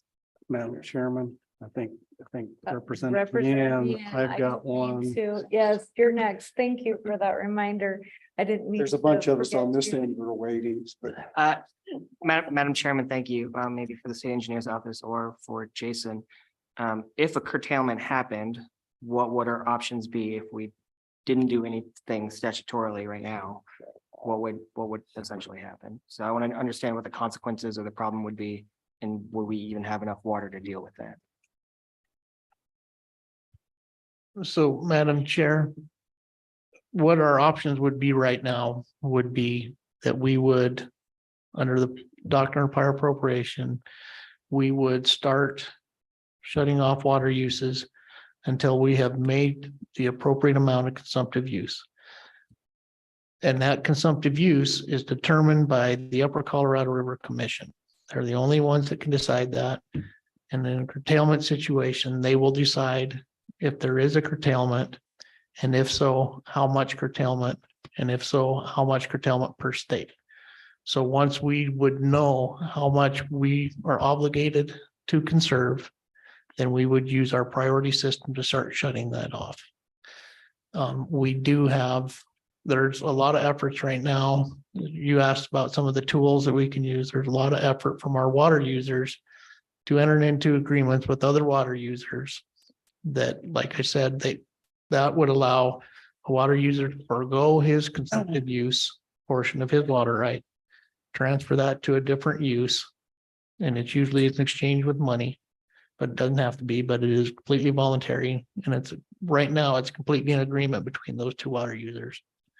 With the appropriate permitting and documentation through the state engineer's office. So that's really what we would have is we would, under curtailment, we would likely be shutting people off. Do you have a follow-up? All right, next, Senator Cole. Thank you, Madam Chair. Circle back around here to Fontanelle, if we could. I'm a tad confused. We've got water storage. We can't use water storage, only if we have a consumptive use for said water. So what? Fontanelle, my original question was going to be, is a municipality contracting with the water in Fontanelle, say in the Rock Springs Green River area, because they, have concerns about a curtailment. So is there any way of that happening? Is there some restriction for that happening? Are they just like any other industrial user of said water? I don't know that answer. I'm asking open-ended question. And then it sounds like to me, maybe you can enlighten myself, is how the heck do we use Fontanelle's water? Because what I've heard is we can't. So how can we? Thank you, Madam Chair. Madam Chair, Go ahead, take a stab at that one. take a stab at that. That's a big question. So the short answer is absolutely, we can use Fontanelle water. So I guess in my mind, and again, maybe I don't fully understand the question with regard to credit, but the idea of the ability to use Fontanelle water, absolutely we can. And I think, first of all, and there were several pieces of your question, I'm not trying to lose track of them. Every single contract that the Wyoming Water Development Commission currently has with our contractors is with folks who have junior water rights, who purchase that storage as an insurance policy in the event there is a curtailment. So as a general rule, and we came across this particular legal concept in Wyoming or Montana v. Wyoming, they sued us as well. If the water is stored in priority, it can be used out of priority. So the general notion is whatever storage we have in Fontanelle, we can use to mitigate or replace the use of a post-compact right. So in the context of I think it's exclusively industrial users right now for Fontanelle water, they all have junior rights. They all have some expectation that if there is a curtailment, they'll be turned off. And the expectation and the reality is then they would just replace that with Fontanelle storage water. So that is the purpose for which they have entered into those contracts. As we've engaged in additional negotiations with the Bureau of Reclamation to potentially purchase additional capacity, which thank you very much, the legislature, was it last year or the year before, appropriated additional funding to pursue that additional capacity in Fontanelle Reservoir. We're exploring I think the only solid rule we've had in all those discussions is that we're trying to maintain the absolute maximum flexibility possible to use that water, and making sure the Bureau of Reclamation understands that that is ultimately our goal. And they are very keenly aware of our desire to use that storage water to mitigate the impacts of curtailment to our water users. And we intend to do that in any way we possibly can. The things that we've been focused on are this idea of a direct contract. I've got a power plant just off the Green River by Rock Springs that's got a very junior water right. If they get turned off at the river, they can just turn back on with the storage water. That's one way we can do it. The other way is through exchanges, right? So I can, because the obligation of Wyoming and the other upper division states under the two compacts is at Lee Ferry. And that's where my calling right is. So if I'm supplying Fontanelle water to Lee Ferry, as opposed to turning off the city of Green River or the city of Rock Springs, it doesn't matter if I'm doing if I'm making up that amount with Fontenelle storage water, if I'm turning off the direct flow right of the city of Rock Springs. So we are absolutely exploring ways to leverage that existing storage capacity in Fontenelle to the maximum benefit of Wyoming water users. And at the same time, trying to protect it from any other potential uses. Hopefully answer. Follow up. Thank you, Madam Chairman. Do cities have priority over that water in Fontenelle over city industrial uses? Is that been contemplated? If there was a call on the river and say the Joint Powers Water Board didn't have water anymore, they were curtailed. Is there some plan to deal with it? Madam Chair, the short answer is no. The municipality, especially Green River Rock Springs, does not have priority over that water. There's a very specific constitutional provision in Wyoming's constitution that deals with the municipalities. It says they shall have the same right as every other water user. So they don't have any preference. They don't have any ability to jump the line, but they have the same opportunity as anybody else to contract with the Wyoming Water Development Office for that source of supply. I can tell you the city of Cheyenne is very aggressively looking at options to assure that its supply is backstopped, is insured.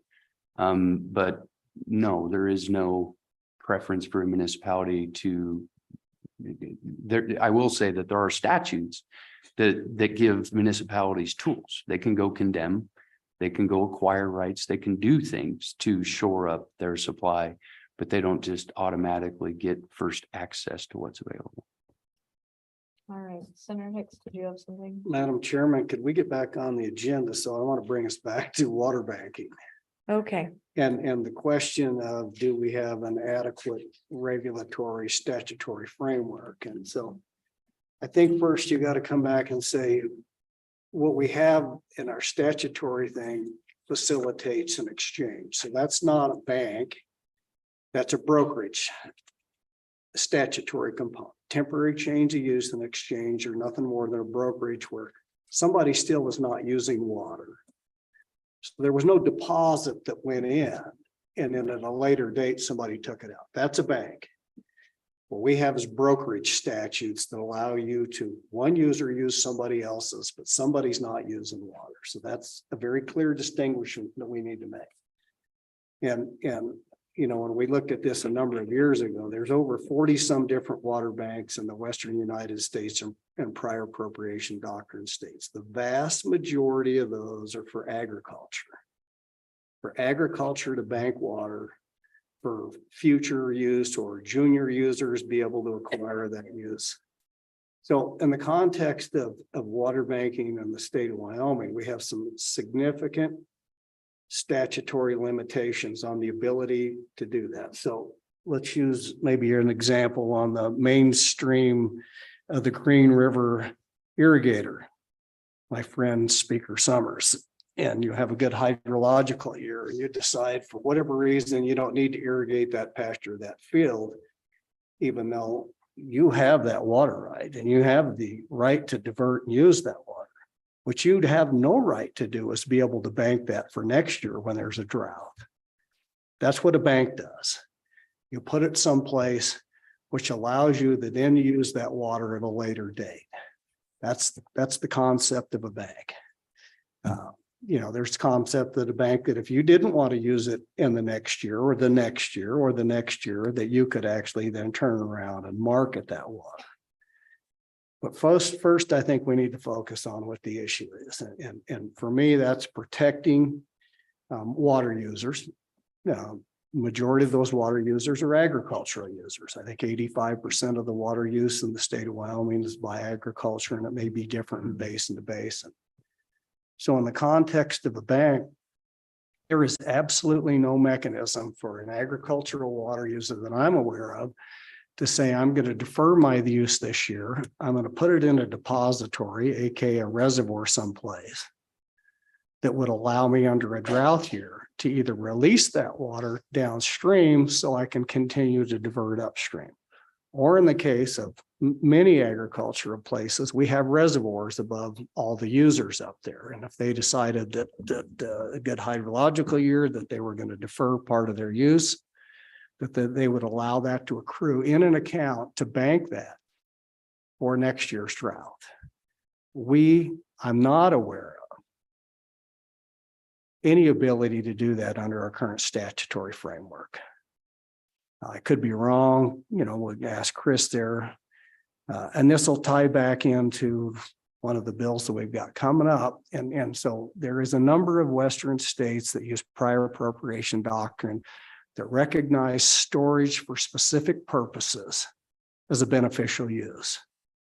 We do not recognize storage as a beneficial use for things like compact compliance or drought contingency. So I do think we need to focus on what we want in a water bank, but one of the components could be, for no other reason, is to make sure that we have adequate water supplies for agriculture during drought scenarios by letting them in good years bank that water, accrue it, and carry it over for 1 year, 2 years, 3 years, or what's the time you're going to suffer some evaporative losses associated.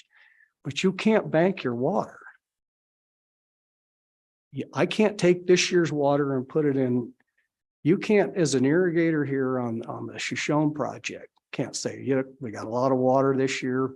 We're just going to leave it in Buffalo Bill, and I'm going to accrue that water for future uses minus the deficit. We get back to the one fill rule right there. It says you can't carry that water over. That's what that one fill rule says. So this all ties back in. It says right there, the example that's given under the one fill rule, if your deficit 200 next year, or if you left that in there, and you didn't use it, that's where you start. That's new water. It's not carried over under a banking scenario under the one fill. So one fill, beneficial use, water banking, all tie together. What I'm looking at, what I think we ought to look at from a water banking scenario is allow that ability to carry over your water for your future uses, or if you decide to market it later to somebody, that's your choice. That's what I think we ought to be looking at as a water bank. And we do not have, and Chris, I'm going to ask you, can we do that under the existing statutory framework? Because I don't know where it says that storage of water for drought contingency is a beneficial use under state water law. Madam Chair, Senator Hicks, there's a lot there. To answer your direct question, no, there is nothing identified in state statute identifying either drought contingency or compact compliance as a beneficial use. But at the same time, and I think Madam Chair identified that we have places in Wyoming where at least the compact compliance piece, that's precisely what is happening. In my mind, the primary examples are the North Platte with regard to the Wyoming account or the replacement storage water that we have available in the North Platte for the purpose of complying with that interstate obligation. Very explicitly in state statute, that's what was identified to be the purpose of some of that storage. So, And Madam Chairman, if I can, Chris, just to add to that, because it's very important that you brought that up, because that's an example. So that is a perfect example where the legislature went in and created an additional beneficial use, and that is endangered species compliance. And we created that in that North Platte, a specific example on a basin scenario where we said, look, we're going to dedicate part of that pool to the endangered species compliance. That's a statutory designation of a beneficial use of water within the state of Wyoming. So we've done this already for endangered species on the Platte. So I just wanted to bring that point out that you brought it up. Madam Chair, Senator Hicks, absolutely. And at least in the other places where I've been able to identify environmental, kind of a vague environmental purposes as a beneficial use, it's always been the legislature that has done it. I've not been able to identify a single instance where the state engineer has identified an environmental purpose as a beneficial use. At the same time, the Wyoming account as opposed to the environmental account in Pathfinder Reservoir for the purpose of compliance with the decree, that is different than the PRIP, is not, it does not identify compact compliance as a beneficial use. You know, generally our downstream obligations, be it under one of our 7 compacts or our 3 decrees, 2.5 decrees, however you want to describe it, that, you know, that's a state obligation. And the legislature simply provided water in order to comply with that state obligation. There wasn't a need to identify it as a beneficial use.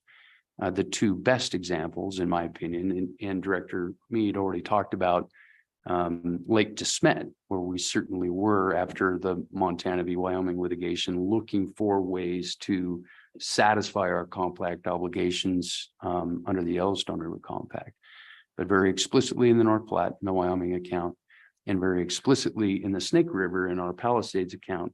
There are 3 priorities identified for that storage water in the Snake River, and the number 1 purpose is to comply with the Snake River Compact. Again, that storage water purchased, dedicated for that purpose, but not identified as a beneficial use. And my only point is, I think you can achieve precisely what it is you're thinking about without needing to identify it as a beneficial use, because we've done it before. And so just the way we're thinking about beneficial use, which is generally identified as a purpose primarily, which is how I think we're thinking about compact compliance. But beneficial use, the idea of beneficial use in our Constitution and in the state statutes includes much broader concepts than just the purpose. You know, there's 6 broad purposes generally identified in Wyoming water law that are purposes. But the much more critical, in my opinion, aspect of beneficial use doesn't have to do with the purpose, not irrigation, municipal, stock, domestic, industrial, miscellaneous, not the purpose itself, but it goes to how much. It goes to the basis, the measure, and the limit of the water right. How much water is needed to satisfy the purpose? And that's really where beneficial use does most of its work, the concept of beneficial use. And so in thinking about the irrigation or the municipal, you can, in order to, in our system of priority, in order, which protects, and everybody thinks about under the priority system, priority is king, it protects the senior, but it does work both directions. It protects the junior as well. It limits that senior to the amount of water that's necessary to achieve that beneficial use. And that's all they get. You can't increase it, you can't expand it. So when the junior comes to the system, there is a clear understanding of that senior right and when it's satisfied. And when that senior right is satisfied, the water that's left is available to that junior. And that concept of beneficial use, the quantity concept of beneficial use, is the same idea behind the 1 fill rule. It's all tied together. And so my only point, when you start talking about drought contingency and you start talking about compact compliance, I don't have any ability to put a water right on a diversion or a reservoir and be able to tell you when is that right satisfied, a right held by the state to the preclusion of all juniors that might come after it. How do I quantify it to know when is it that water right satisfied? So I think we can identify storage in the bucket that is for that purpose because the legislature has done it, and say, I've got, and let's assume we can purchase 100,000 acre feet in Fontenelle. We can identify that bucket and that here's the purpose that the legislature wants to use it for without identifying as it a beneficial use. And that's a concern I have about potential unintended consequences of needing to identify it as a beneficial use from the quantity, the measurement, that how much does it take to satisfy that use kind of concept. Madam Chairman, but we wouldn't do that, Chris. We're not going to quantify and say 75,000 acre feet is for compact compliance. So we're not doing that. What we're doing is saying we can store that water. So let's run through the scenario of Fontenelle. Worst case scenarios, I think Kevin was the one that generated that. So what is under a curtailment? You know, likely, least likely, and then worst case scenario. So we'll, under those different scenarios, roughly, let's call it 75,000 acre feet a year would be Wyoming's obligation under a worst case scenario under curtailment. We have the potential to do 220 some thousand a year plus under contract in Fontenelle with the Bureau of Reclamation. I don't think, correct me if I'm wrong, that we have the statutory framework. So curtailment comes, that's a date and it stays in place. So let's assume the drought's protracted long-term, we get to that curtailment. And it's the curtailment the next year and the next year. So you got 3 years. So again, back to Fontenelle, I'm just using this as an example. We could pick any other basin in the state of Wyoming. We could talk about the North Platte, a little bit different nuance. But under that scenario, it looks to me like our own statutory framework would preclude us from being able to say, look, we filled that reservoir in 2020. Now we've got 225,000 acre feet of storage in there. We're now going to say, look, we're going to store that and we're going to release 75 next year, 75 the year after that, 75 the year after that for compact compliance. We don't have the statutory framework to be able to carry that water and designate it for 3 years down the road as delivery for compact compliance under our own statutory framework. Part of it's because of the one fill rule issue that we talked about. Now it's a little bit different on Fontenelle because it's hydrologically small. It's going to fill every year, but we're out of priority. There's a call. We have to bypass all that water. How are we going to say, look, we stored water for 3 years that we're going to deliver 3 years down the road? So that's one issue. And the other issue, so that would be the state on the compact compliance. I'm back to my friend, the mainstream diverter over there that would like to put his water in the bank and do the same thing and say, well, we had a really good year here on the green. I want to go ahead and bank this water. Because there's a difference between the state. Now we're going to talk about the state, compact would offset his, but let's assume we don't get to that point. I still think that when we start to talk, bringing it back to the agenda, the banking component, and I think your answer was no, we don't have the statutory framework that would allow folks in agriculture to bank that water for a number of years and then take it out 2 or 3 years later. It's just a complicated issue. It is a complicated issue. And I forgot to address that specific question that you asked. Which is there a specific statutory framework that allows somebody who owns some storage to carry that over from year to year? And I think just the nature of Wyoming storage law itself allows for some of that to happen. It's not specifically called out as a bank. So let me give you some examples, and I'm not sure if Superintendent Payne is still on, but I'm sure he can give you some examples as well. And it really depends upon who owns the storage, right? Who owns the reservoir that we're talking about? So let me give you a couple of different ways, examples of how storage can be owned. We have quite a few reservoirs in the state that are owned by reservoir companies, right? And those companies will then distribute to the ultimate water user shares. And at least in some reservoirs that I'm familiar with, each individual shareholder has the opportunity, or they do in fact have their name attached to an acre foot of water within that reservoir. And if they don't use all their water in any one year, it carries over to the benefit the following year. And so there is that opportunity within a reservoir and how the reservoir accounting is done in that scenario for that to happen. Another example, federal reservoirs. And I can't speak to all of them because they are a little bit different themselves. But one of the things that was the product of the modified North Platte decree was to incentivize some conservation in the North Platte Basin and allow for the districts that have rights in the Pathfinder project to not use as much so they can carry over into the next year.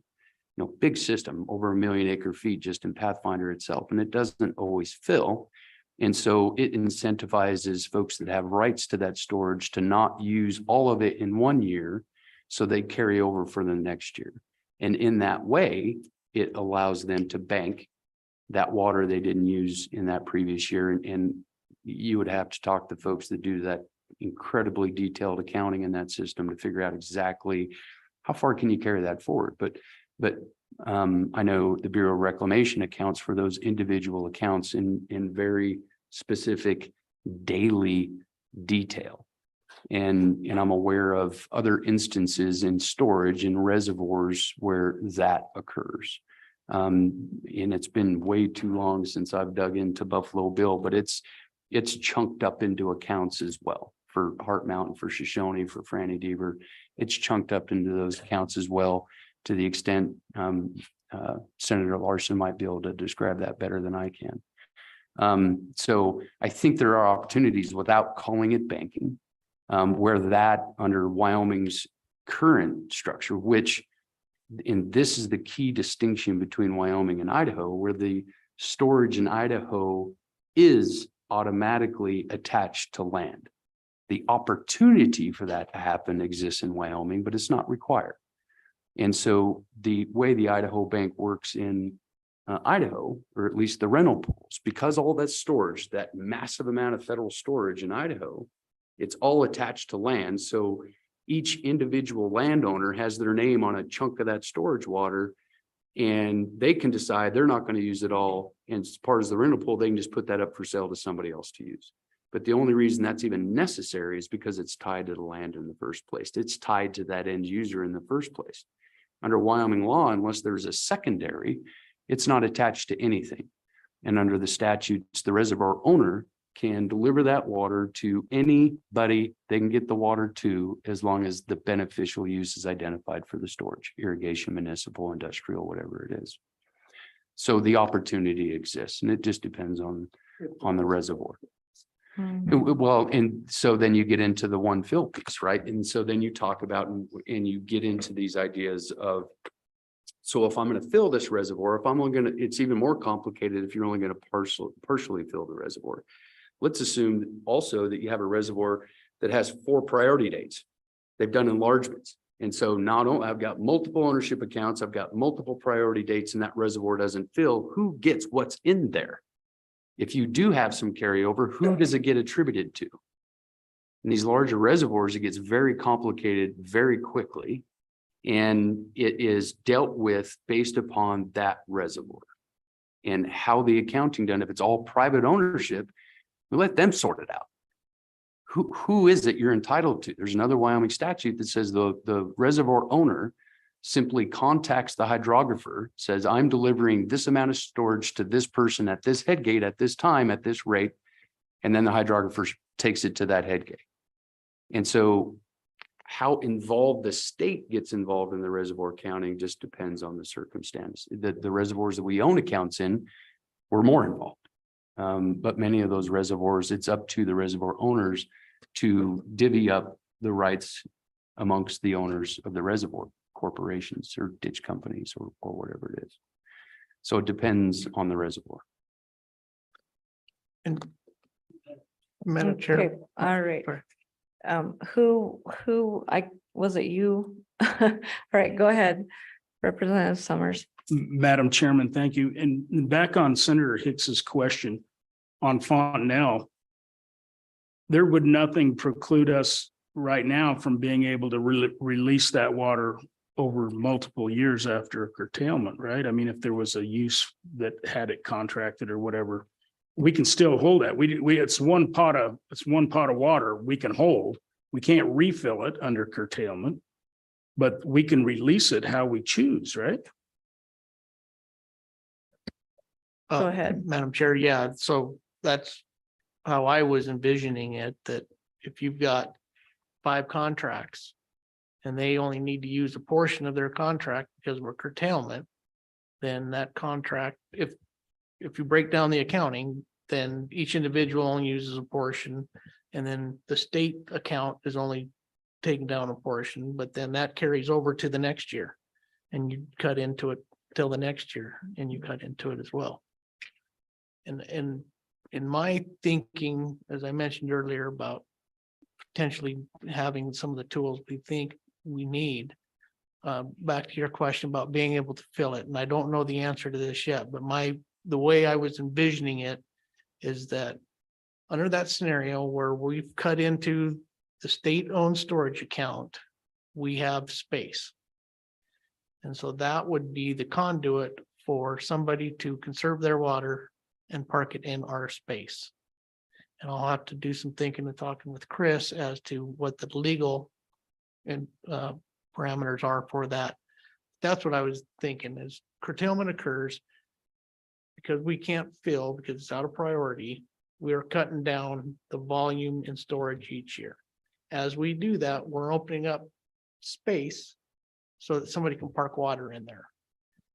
And what the legal needs are for that, I haven't fully baked out yet, but that's how I was envisioning something that would potentially fill every year so that you're not parking something in there and losing it off the top for spilling. So we're trying to think of that too. Let me ask you a question. 'Cause this Go ahead. gets to the point. Turn on your microphone. What's the beneficial use of that water? So Fontenelle Reservoir has multiple beneficial. No, I'm uses talking associated under with the it. scenario of releasing water downstream under a curtailment that we've stored. Sure. What are we going to color that water? We have to have a beneficial use under our statutory framework to be able to store water. So what is the beneficial use that we're going to call that scenario that state engineer just talked about, that you've got that account? What's the beneficial use for our ability to store that water for 2 or 3 years and slowly reduce that water? So, Madam Chair and Senator Hicks, to the extent I'm fully understanding your question, there's at least a couple of considerations with regard to that, right? The reservoir that you have, the right that exists under the certificate of appropriation to store the water has associated with it beneficial uses currently. If you were going to add one, there would have to be an enlargement. So the current beneficial uses for the storage, which means the uses for which that water can be made currently exist on the reservoir. So what are they? It's very broad. It's irrigation, municipal, industrial, recreation, fish and wildlife. Fontenelle is pretty broad with regard to its permitted beneficial uses. So if you you're have to actually apply the water to those beneficial uses to acquire that, right? But I didn't hear you. Well, I think our water law precludes the ability to speculate. So if we've designated for irrigation, but it's never been used for irrigation, is that a beneficial use? Or does that become something that you attorneys will spend an infinite amount of time arguing over? I won't disagree.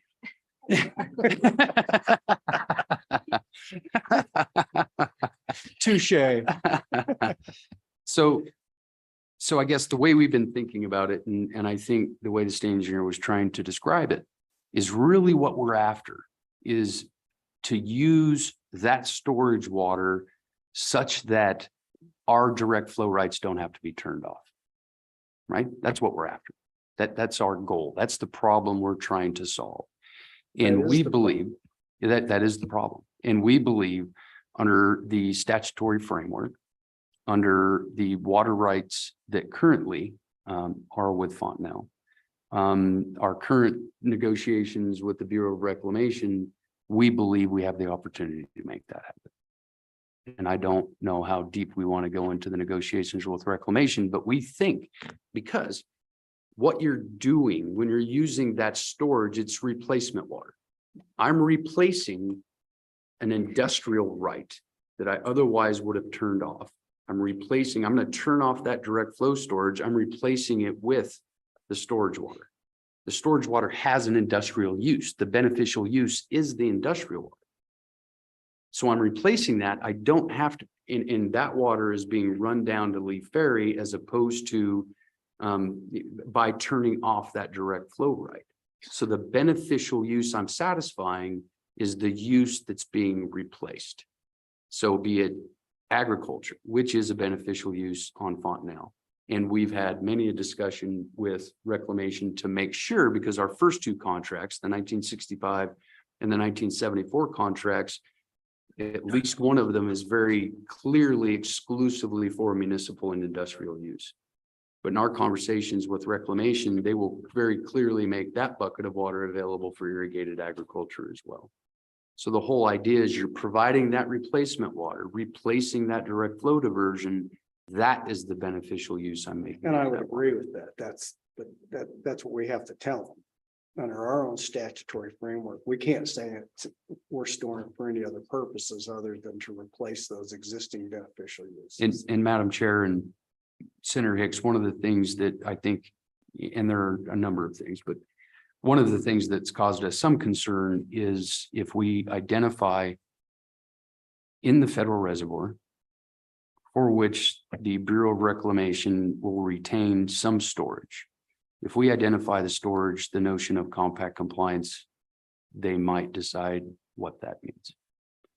And so we have some concern of explicitly tagging that. BOR wrote the statutes for the state of Wyoming. And just identifying a concern.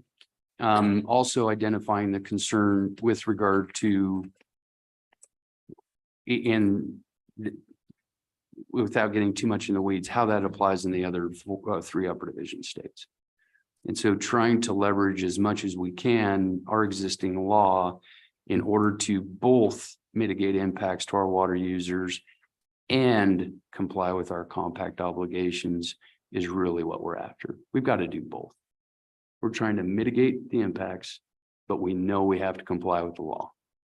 And so our exploration of use of Fontenelle has really been laser focused on those 2 things. And I'm not, and I think we've said before, this may need some change in statute as it sits here today, in the status of the negotiations with reclamation, where we still don't have a basis negotiation.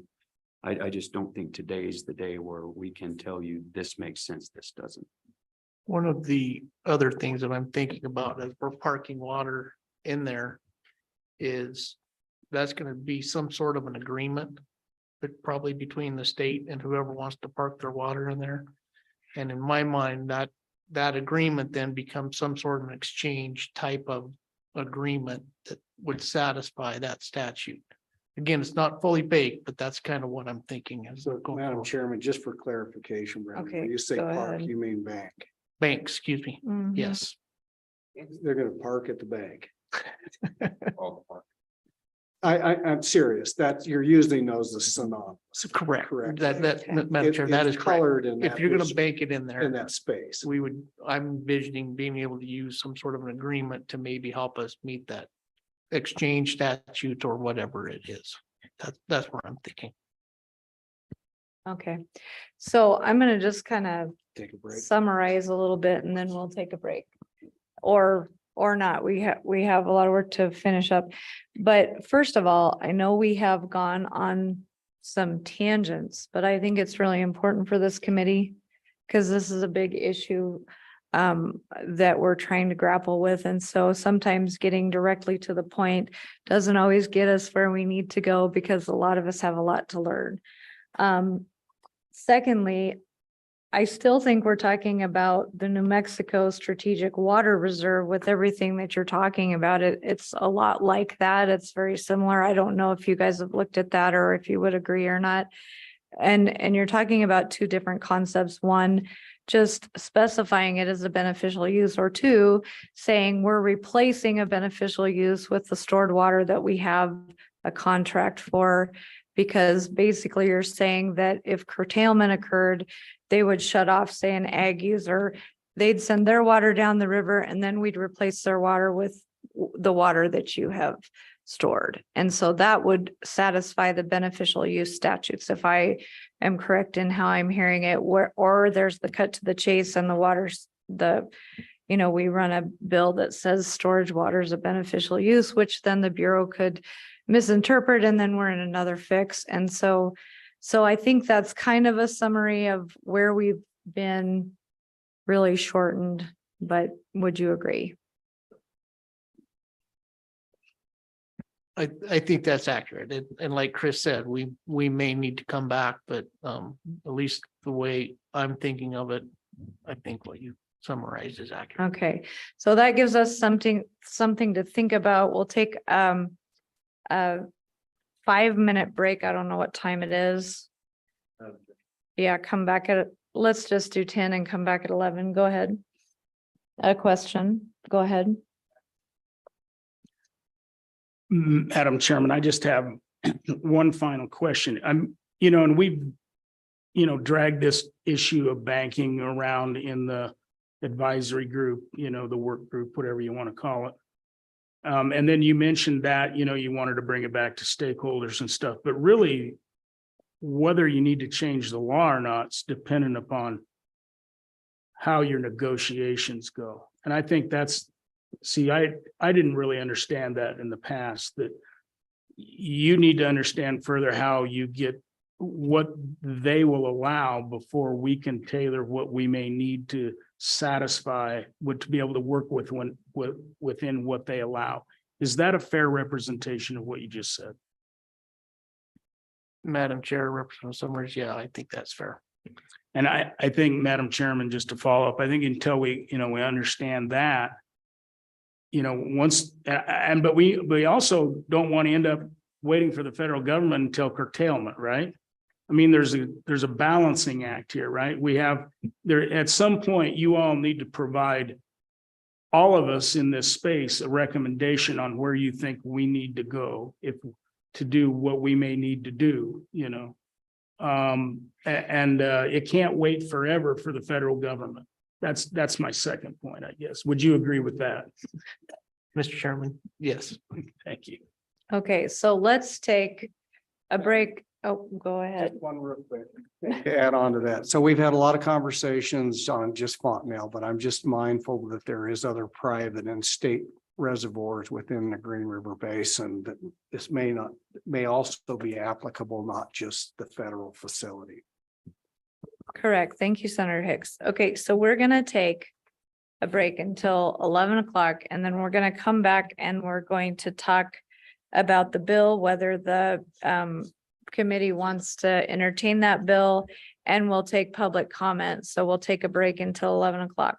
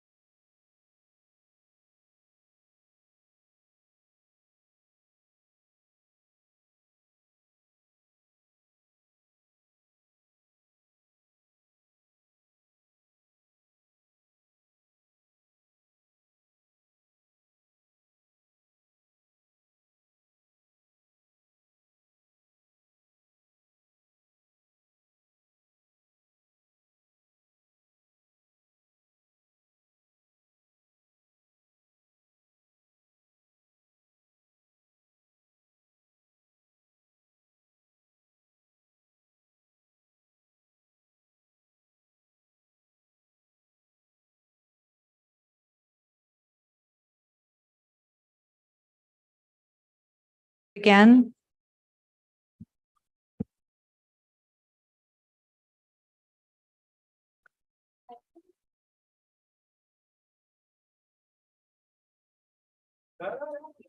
I stated it. Well, Madam Chair. Yes. So.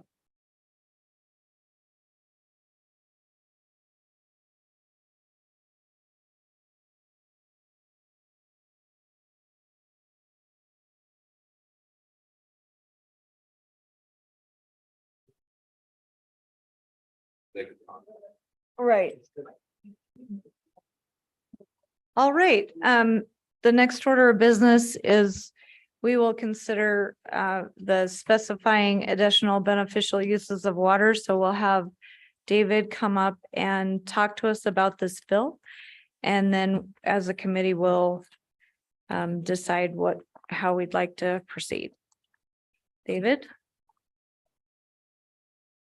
Thank you, Madam Chair. Again, David Hopkinson with the Legislative Service Office. Taking a look at Senate File 170, 2023, Senate File 170.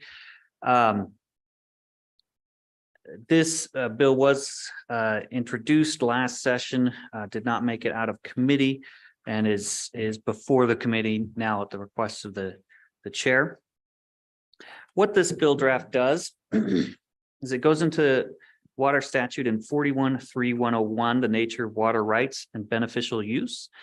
And really the changes that actually make a difference, you'll see on page 2, it's striking some language. It's actually reinserting that language below. So there's not really a change there. It's just restructuring it, making 2 sections. And so from existing statute, really the only thing that's new here is on page 3, paragraph 2, which provides the storing water for drought contingency or interstate water compact compliance. In other words, this is clarifying or specifying that a beneficial use of water subject to prior water rights used for the purpose of storing water for drought contingency or interstate water compact compliance. It's inserting that and making that considered or deemed a beneficial use of water.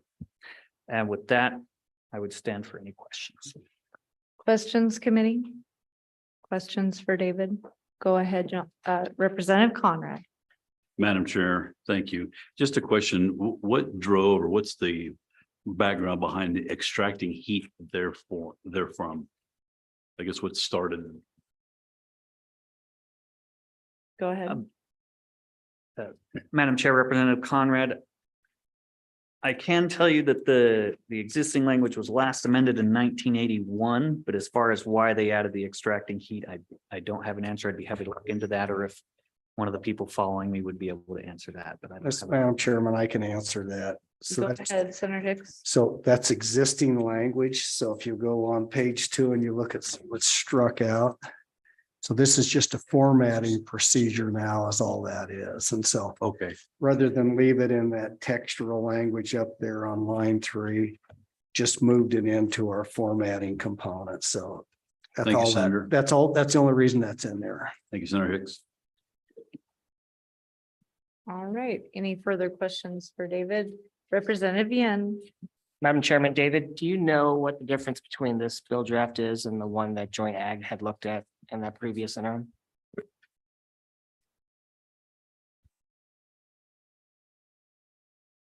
Madam Chair, Representative Yen, I'm not familiar with the one, or I'm not sure which one Joint Ag looked at, so I can't comment on that. Representative Yen, are you talking about the 2018 legislation?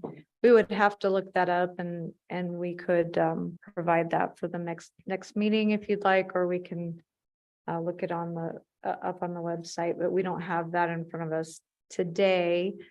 I don't know what our ability to get that during this meeting, if you have the ability to copy off information here or not, if we could get that before the next meeting.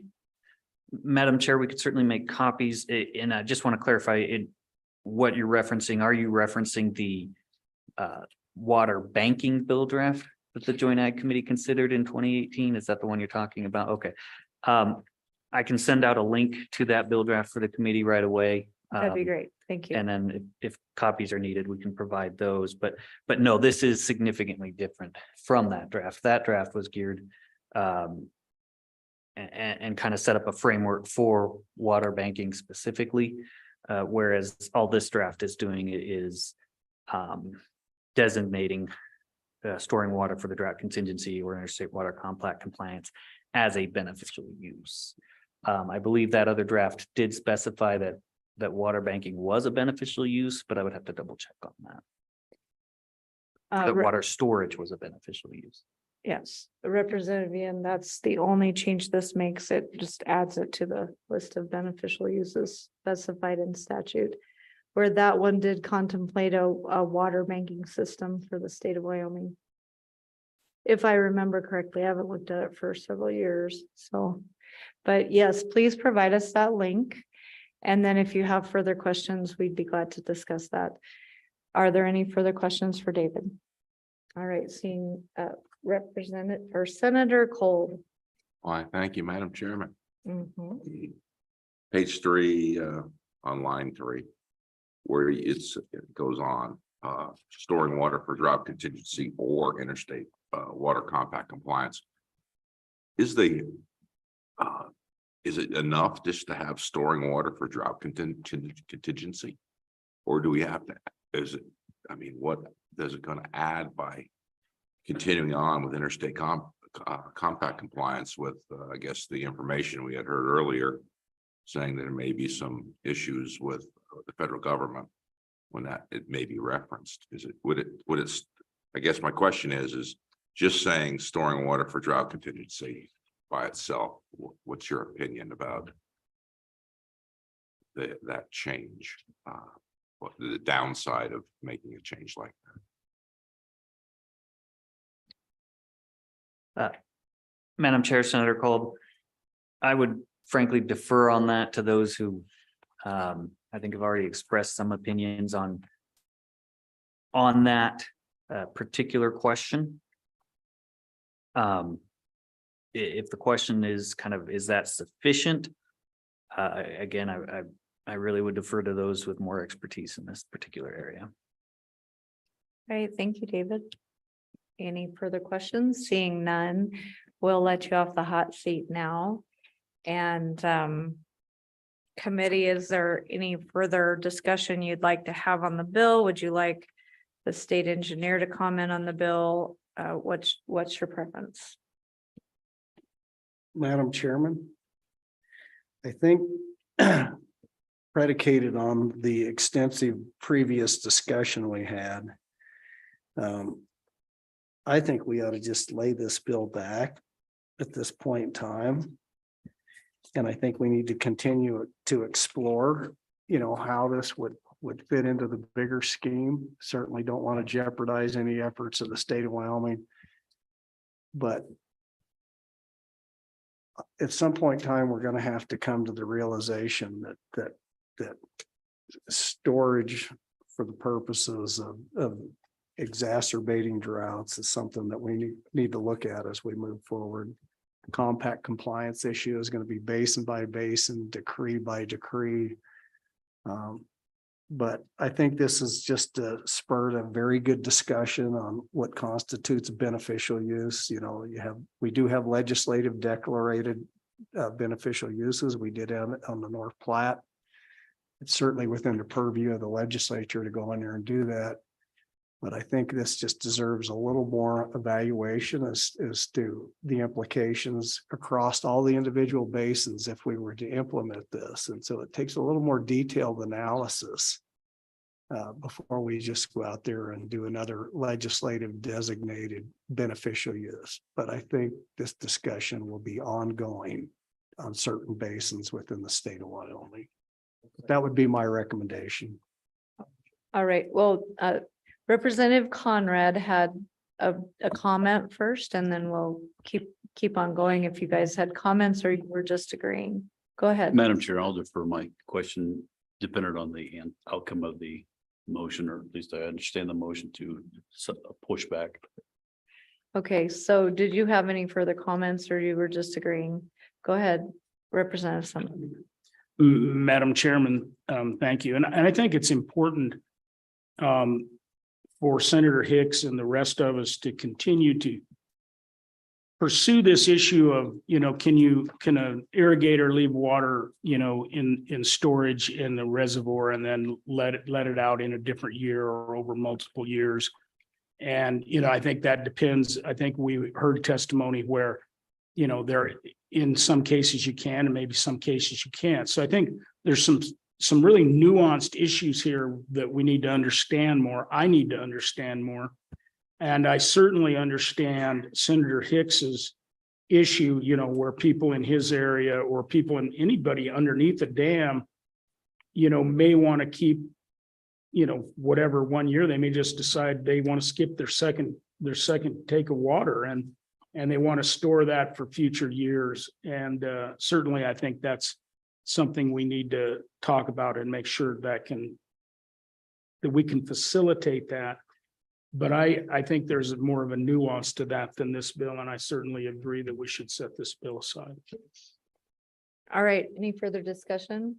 Without objection, we will set this bill aside and not consider it any further this meeting. With that being the case, we're on to our water export statutes, and Senator Hicks would be taking lead on this one.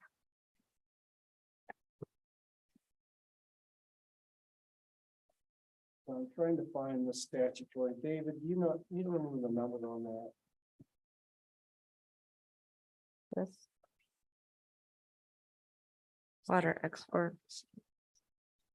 I'll just frame up with give you a little background on that. On the export statutes.